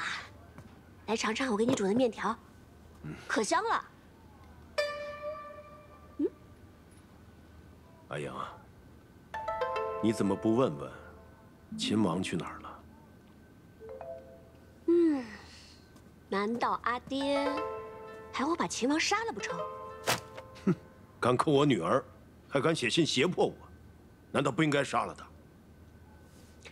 那阿爹还扣了他2个兄长，还有他父亲，所以你看秦王只能乖乖的把我送回来了，2相抵过，这样算起来，我阿爹还赚了呢。我正想问你呢，你怎么把你阿娘留给你的簪子送给秦王了？那是他赢了，我给他的彩头。什么赌约呀？值得你把你阿娘留给你的簪子做彩头啊？是这样的，阿爹，当初在并州的时候呢，那个韩立翻脸不认人，我跟李逆呢都是性命危在旦夕，所以我们俩就打了一个赌，谁要是赢了，那另外一个人就来帮助这个人成功逃脱，输的那个人就留在并州来做接应。李逆他输了，所以他就帮我先行逃脱，我就把我的簪子送给他当做彩头了。胡说！明明是你赢了，为什么要给他彩头啊？难道他当时是故意输给你的？阿爹啊！阿英，你别被那小子骗了。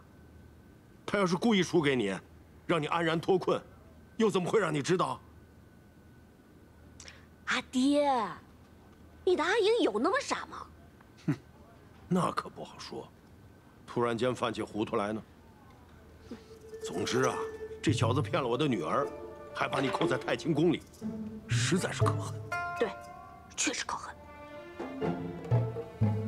现在李逆终于落在我的手里，杀了他，正好解我心头这口恶气。如今东都已经在我崔家军的掌控之中，收复西长京，这天下就可以太平。你当初出瀛州，希望老百姓过上好日子的愿望，就要实现了。阿爹，你要是此时杀了李逆，那天下百姓就再没有好日子过。你当初在瀛州的时候可不是这么说的，你说皇室李家昏聩无能，天下唯有能者居之。那当时这不是不认识李逆吗？哎，阿爹，我跟您说啊，这个李逆呢，他自出劳兰关，能征善战，最难得的是他没有功利之心，只想平定叛乱，然后就重返边关。他是一个能担大任，却怀有一颗慈善悲悯之心的人。这样的人啊，才是战乱之后最好的君主，要不然以后无论是谁上位，必定还会天下崩坏。你向来眼高于顶，没想到李逆竟如此得你青眼。我已经把他杀了，以后不要再提他了。我不信，阿爹是不会杀了他的。为什么？因为我了解您啊，就算阿爹再恨他、再恼他，也要等咱们收复了西长京，再过河拆桥，把他杀了。照你这么说，留下秦王还有几分用处？当然有用。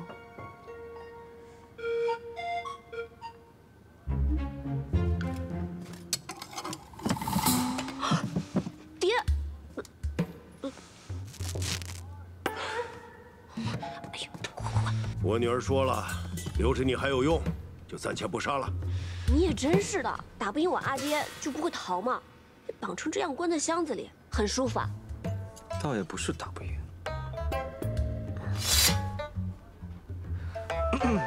我就是打不赢，但也不能逃啊！我这不还指望崔大将军能够助我镇西军收复西长京吗？原来阿爹是答应秦王要一起出兵收复西长京了，多谢阿爹！这回你可放心了，也不催着阿爹用饭了，也不管那面是不是坨了。马上酬薪，再煮1碗。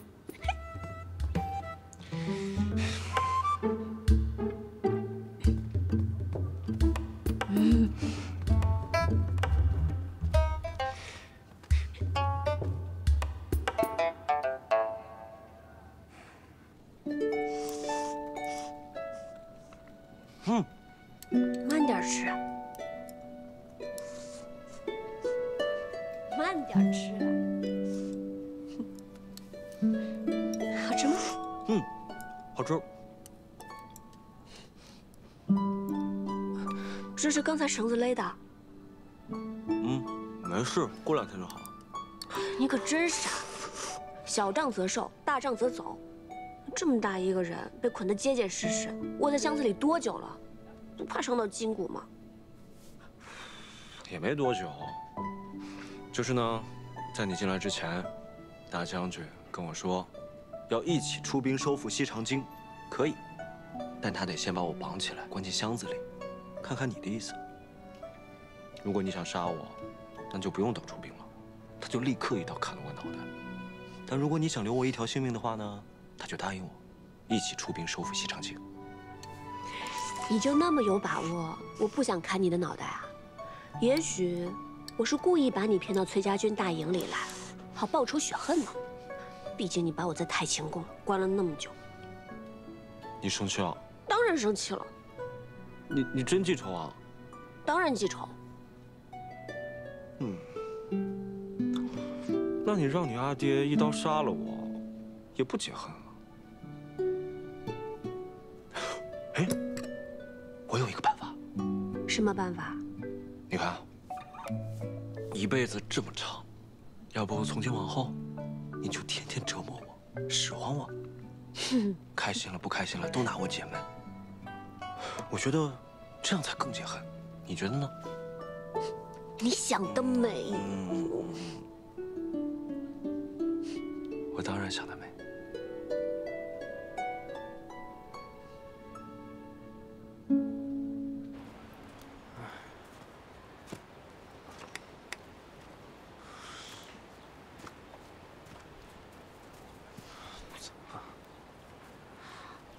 说什么？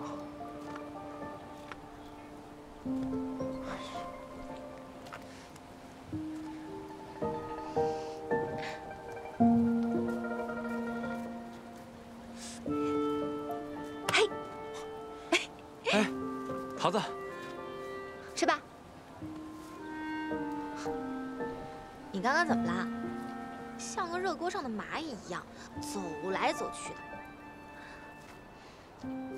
你放心吧，我刚刚已经去看过了，秦王他安然无恙，现在跟校尉一起在他营帐里用饭呢。其实不是因为秦王，不是为了秦王，那是怎么了？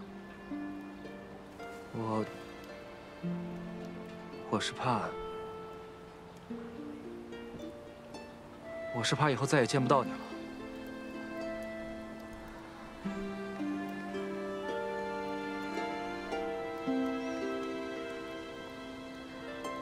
你想之后天天见到我呀？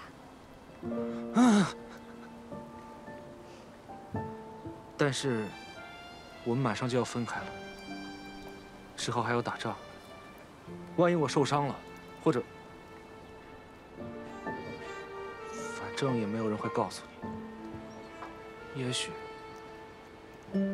就再也见不到你了。你胡说什么呢？不会受伤的，不要瞎说。也是，有你送给我的药，我受伤了也没关系。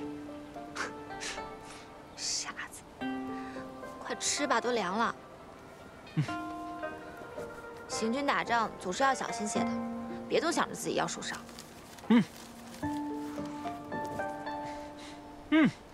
真香。慢点吃。那位义士千叮万嘱，让您不可劳累。我不知道阿莹现下安好与否，你叫我如何等他？可您的伤势还未痊愈，您这样赶路，和自残何异啊？你看看这一路留下的记号，崔家军就在附近了。我今日必须得回营，见到阿英我才能安心。公子，校尉吉人天相，他一定会没事的。公子，阿寿，快！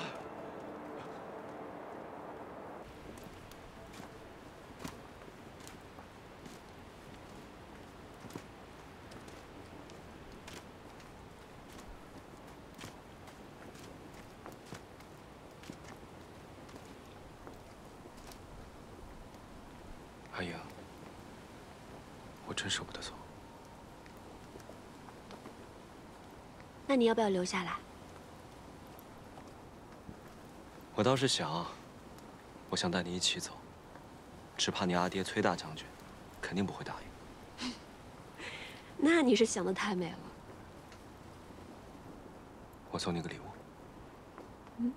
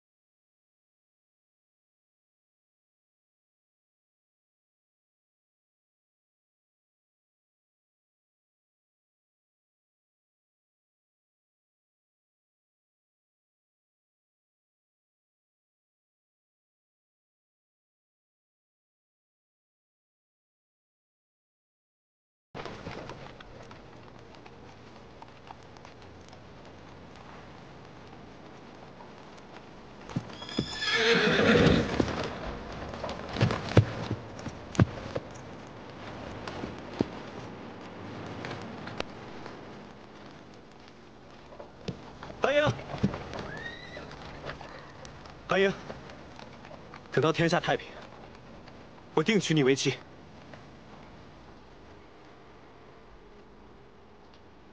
等我上门提亲，我一定会上门提亲。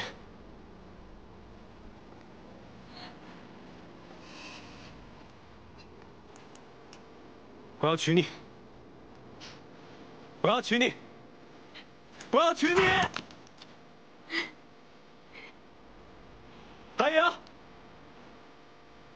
我要娶你！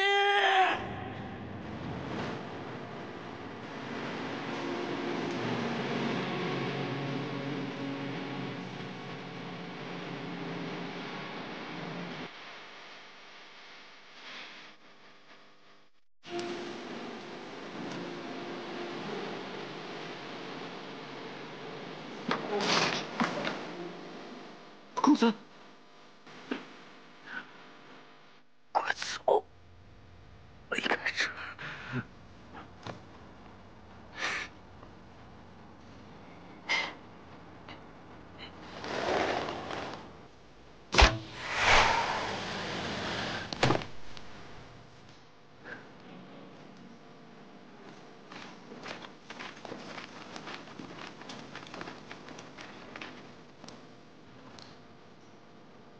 亲王，你该走了。阿英，老周，等我。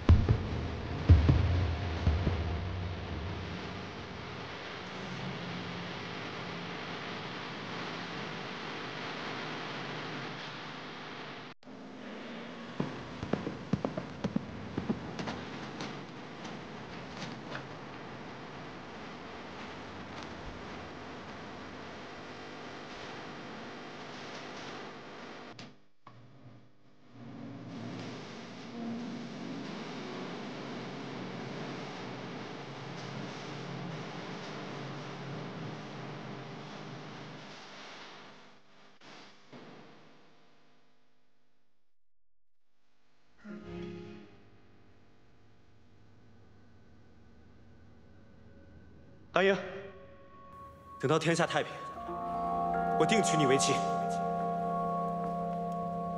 我要娶你，我要娶你！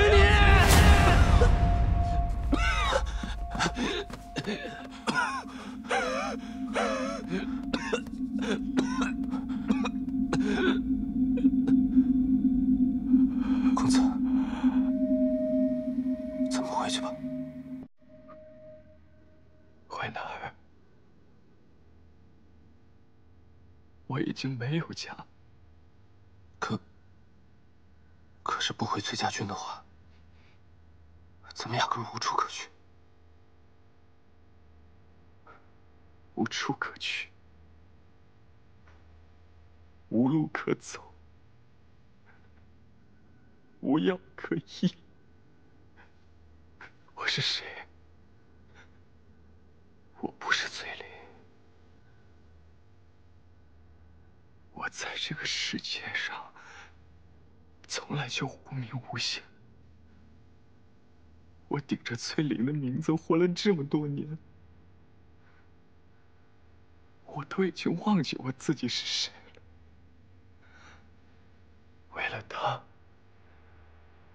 为了阿莹，可是他现在压根就不要我了。我已经把自己活成了他的影子，可是他现在根本就不需要我这个影子。我已经不知道要怎么活下去了。公子，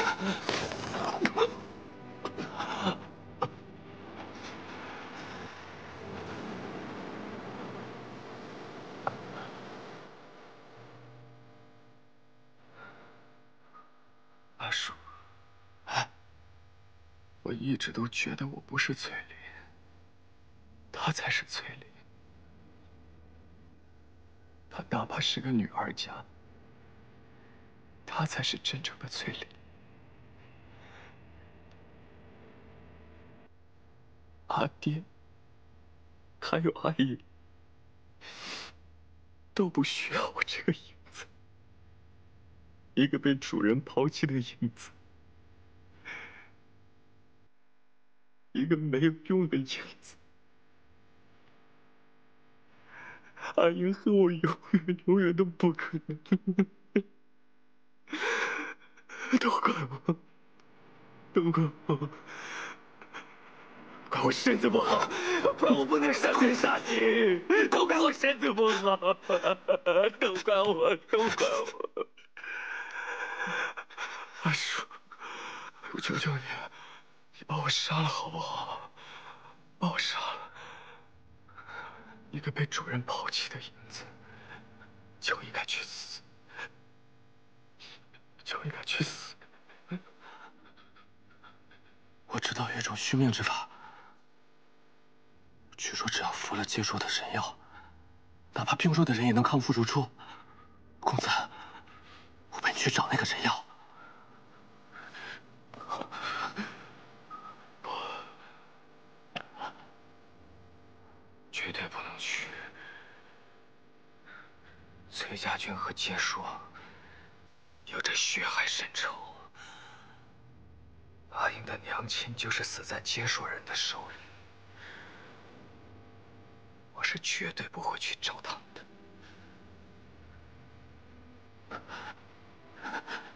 公子，只有活着才能去见校尉，只有活着才能等到校尉的回心转意。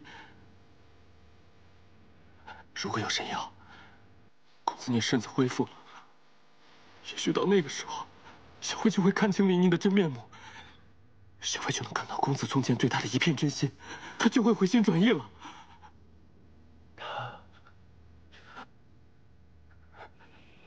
你说的对，我得活着，我活着才能见到阿英，我活着才能保护她。如果有一天我身体康健，我也能上阵杀敌，他也会喜欢我的。到时候他必然不会喜欢李妮了。阿英到时候一定会喜欢我的，阿英一定会喜欢我的，阿英一定会喜欢我。阿英，阿英，你到时候一定会喜欢我。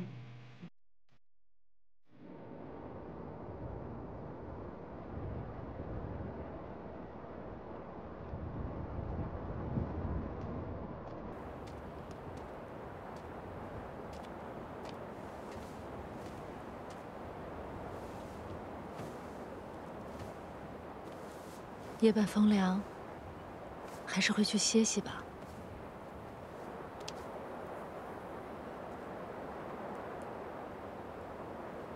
当初我以为天下莫能敌，裴县老矣，崔有接硕牵制，如今看起来，真是一招不慎。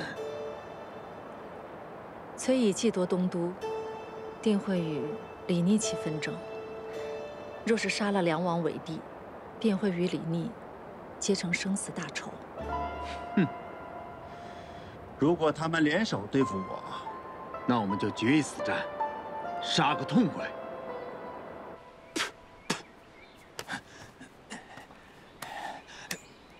我就说，信王率军守城，他绝对守不住。唉，幸好我们跑得快，要不然等伯父攻下洛阳城，到时候就难以分说了。伯父现在是死了亲生儿子，肯定怒火冲天，暂时顾不到我。不过这么一来，到时候也只有我能继承崔家的家业，毕竟亲伯侄嘛。万一大将军知道崔公子遇袭的事根，那怎么可能呢？这人马都是乔装改扮过的，他就算往下查，那只能是查出来是李俊的人马。如若不然，他怎么可能这么怒气冲冲的就攻下洛阳城呢？若是大将军拷问信王，只怕信王他……就算他盘问出来了，啊，就算他李俊和盘托出，那也是信口开河、胡说八道。你想一想，李俊不单单是设计害死了他的亲生儿子，又挑拨离间我们伯侄关系，伯父能信他？你跟了我这么久，能不能长点脑子？是，那咱们先找个地方藏匿起来，再看看风向。也只能如此了。三郎，还没有了，吃，饭桶。小伟，齐王派人送信来了，还送了好吃的。给，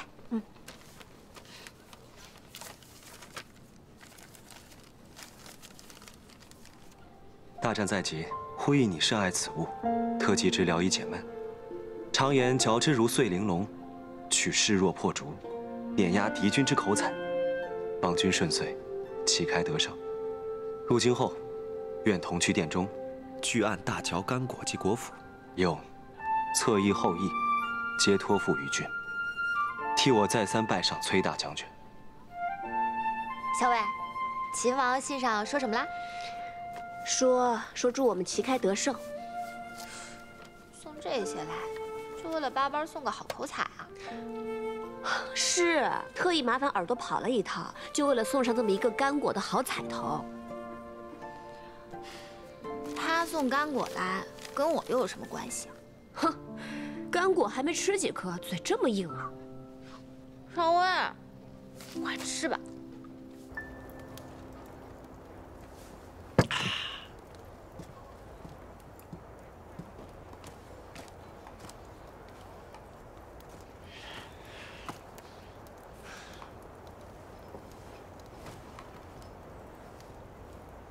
赵二哥，你怎么了？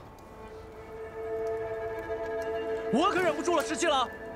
崔家军卖了潼关，害死了咱们镇西军那么多兄弟，咱们怎么可以又跟他们结盟，一起去攻西长津呢？万一他们又把我们卖了怎么办？就是啊，你说他们万一从后边反了，直接把咱们包围了。我见过崔乙，他不是这样的人。有其父必有其子，他儿子这样做，他爹为什么不能？若崔乙是这样的人，他就不会放我出洛阳城，更不会让我带着我父皇回大营了。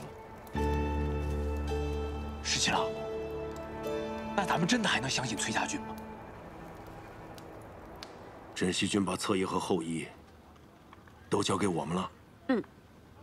因为咱们崔家军的兵力更强一些，所以他们把侧翼和后翼全交给咱们了。这个李逆果然胆大包天，他竟不怕我抄了他的后路，把他毒死在西长京城下。阿爹会这么做吗？我相信。那石七郎信，我就信。我也信。我相信你，石七郎。那我也相信石七郎。赵二哥，你相信我吗？我当然相信你。谢谢你们相信我。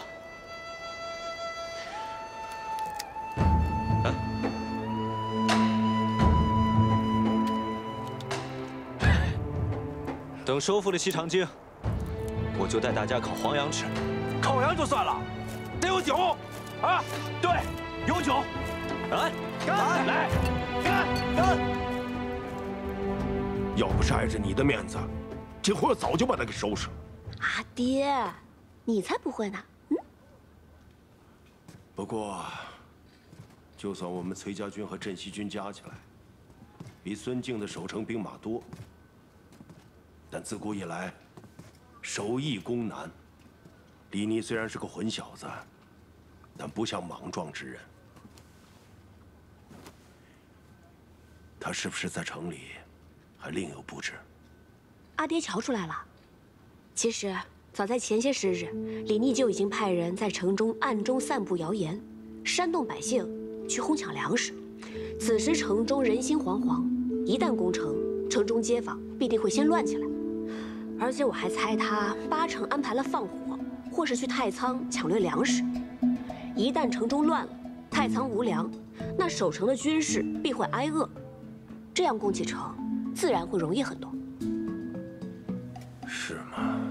怎么，阿爹认为这样布置不妥吗？李逆看着少年老成，他八成还有一招布置，而且这一招布置必是绝杀。光是烧掠太仓，搅乱城中民心，似乎还不算绝杀。其实我也猜测，他肯定还有招绝杀，但这一招到底布置的是什么，我目前还真猜测不出来。我倒是有点明白，你为什么瞧得上那小子了。阿爹，人家在跟你说正经事儿。哎，我在他这个岁数的时候，也没有他胆大缜密啊。虽然当时在瀛州和接硕大大小小打了几十仗，他怎么能跟阿爹比呢？他只不过是运气好一些吧。出身帝王之家，不骄矜，从劳郎关至此一路征战，负半壁江山，得万军拥护。其实运气好就可以一言代之的。阿爹这么夸他，我倒觉得他配不上我阿爹的另眼相看。哎，既然他得到我女儿另眼相看，他自然也值得我另眼相看。那阿爹以后不挠他了吧？我只是说，打仗看着还行，想娶我女儿，走吗？又懒。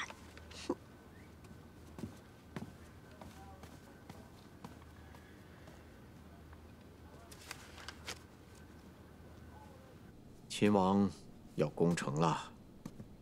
不是说平凉大将军崔乙夺了东都？这正是秦王的过人之处。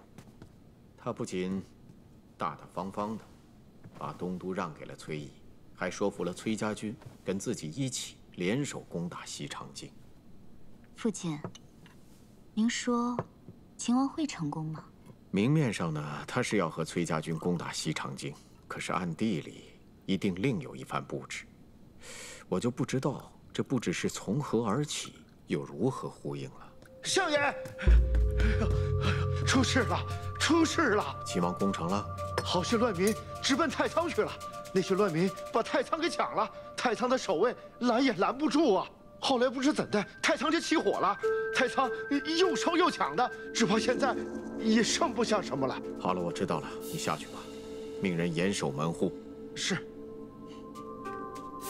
我娘，你可明白了？原来布置在这儿。对，先是散播城中无粮的消息，造成民心恐慌，然后再煽动这些乱民，把太仓给烧了、抢了。这下城中是真的无粮了，连守城的士兵都要饿着肚子，肯定没有心思守城了。正是，如今梁王早已登基称帝，孙敬素来残暴，城中又如此情形，这西长京啊，是守不住了。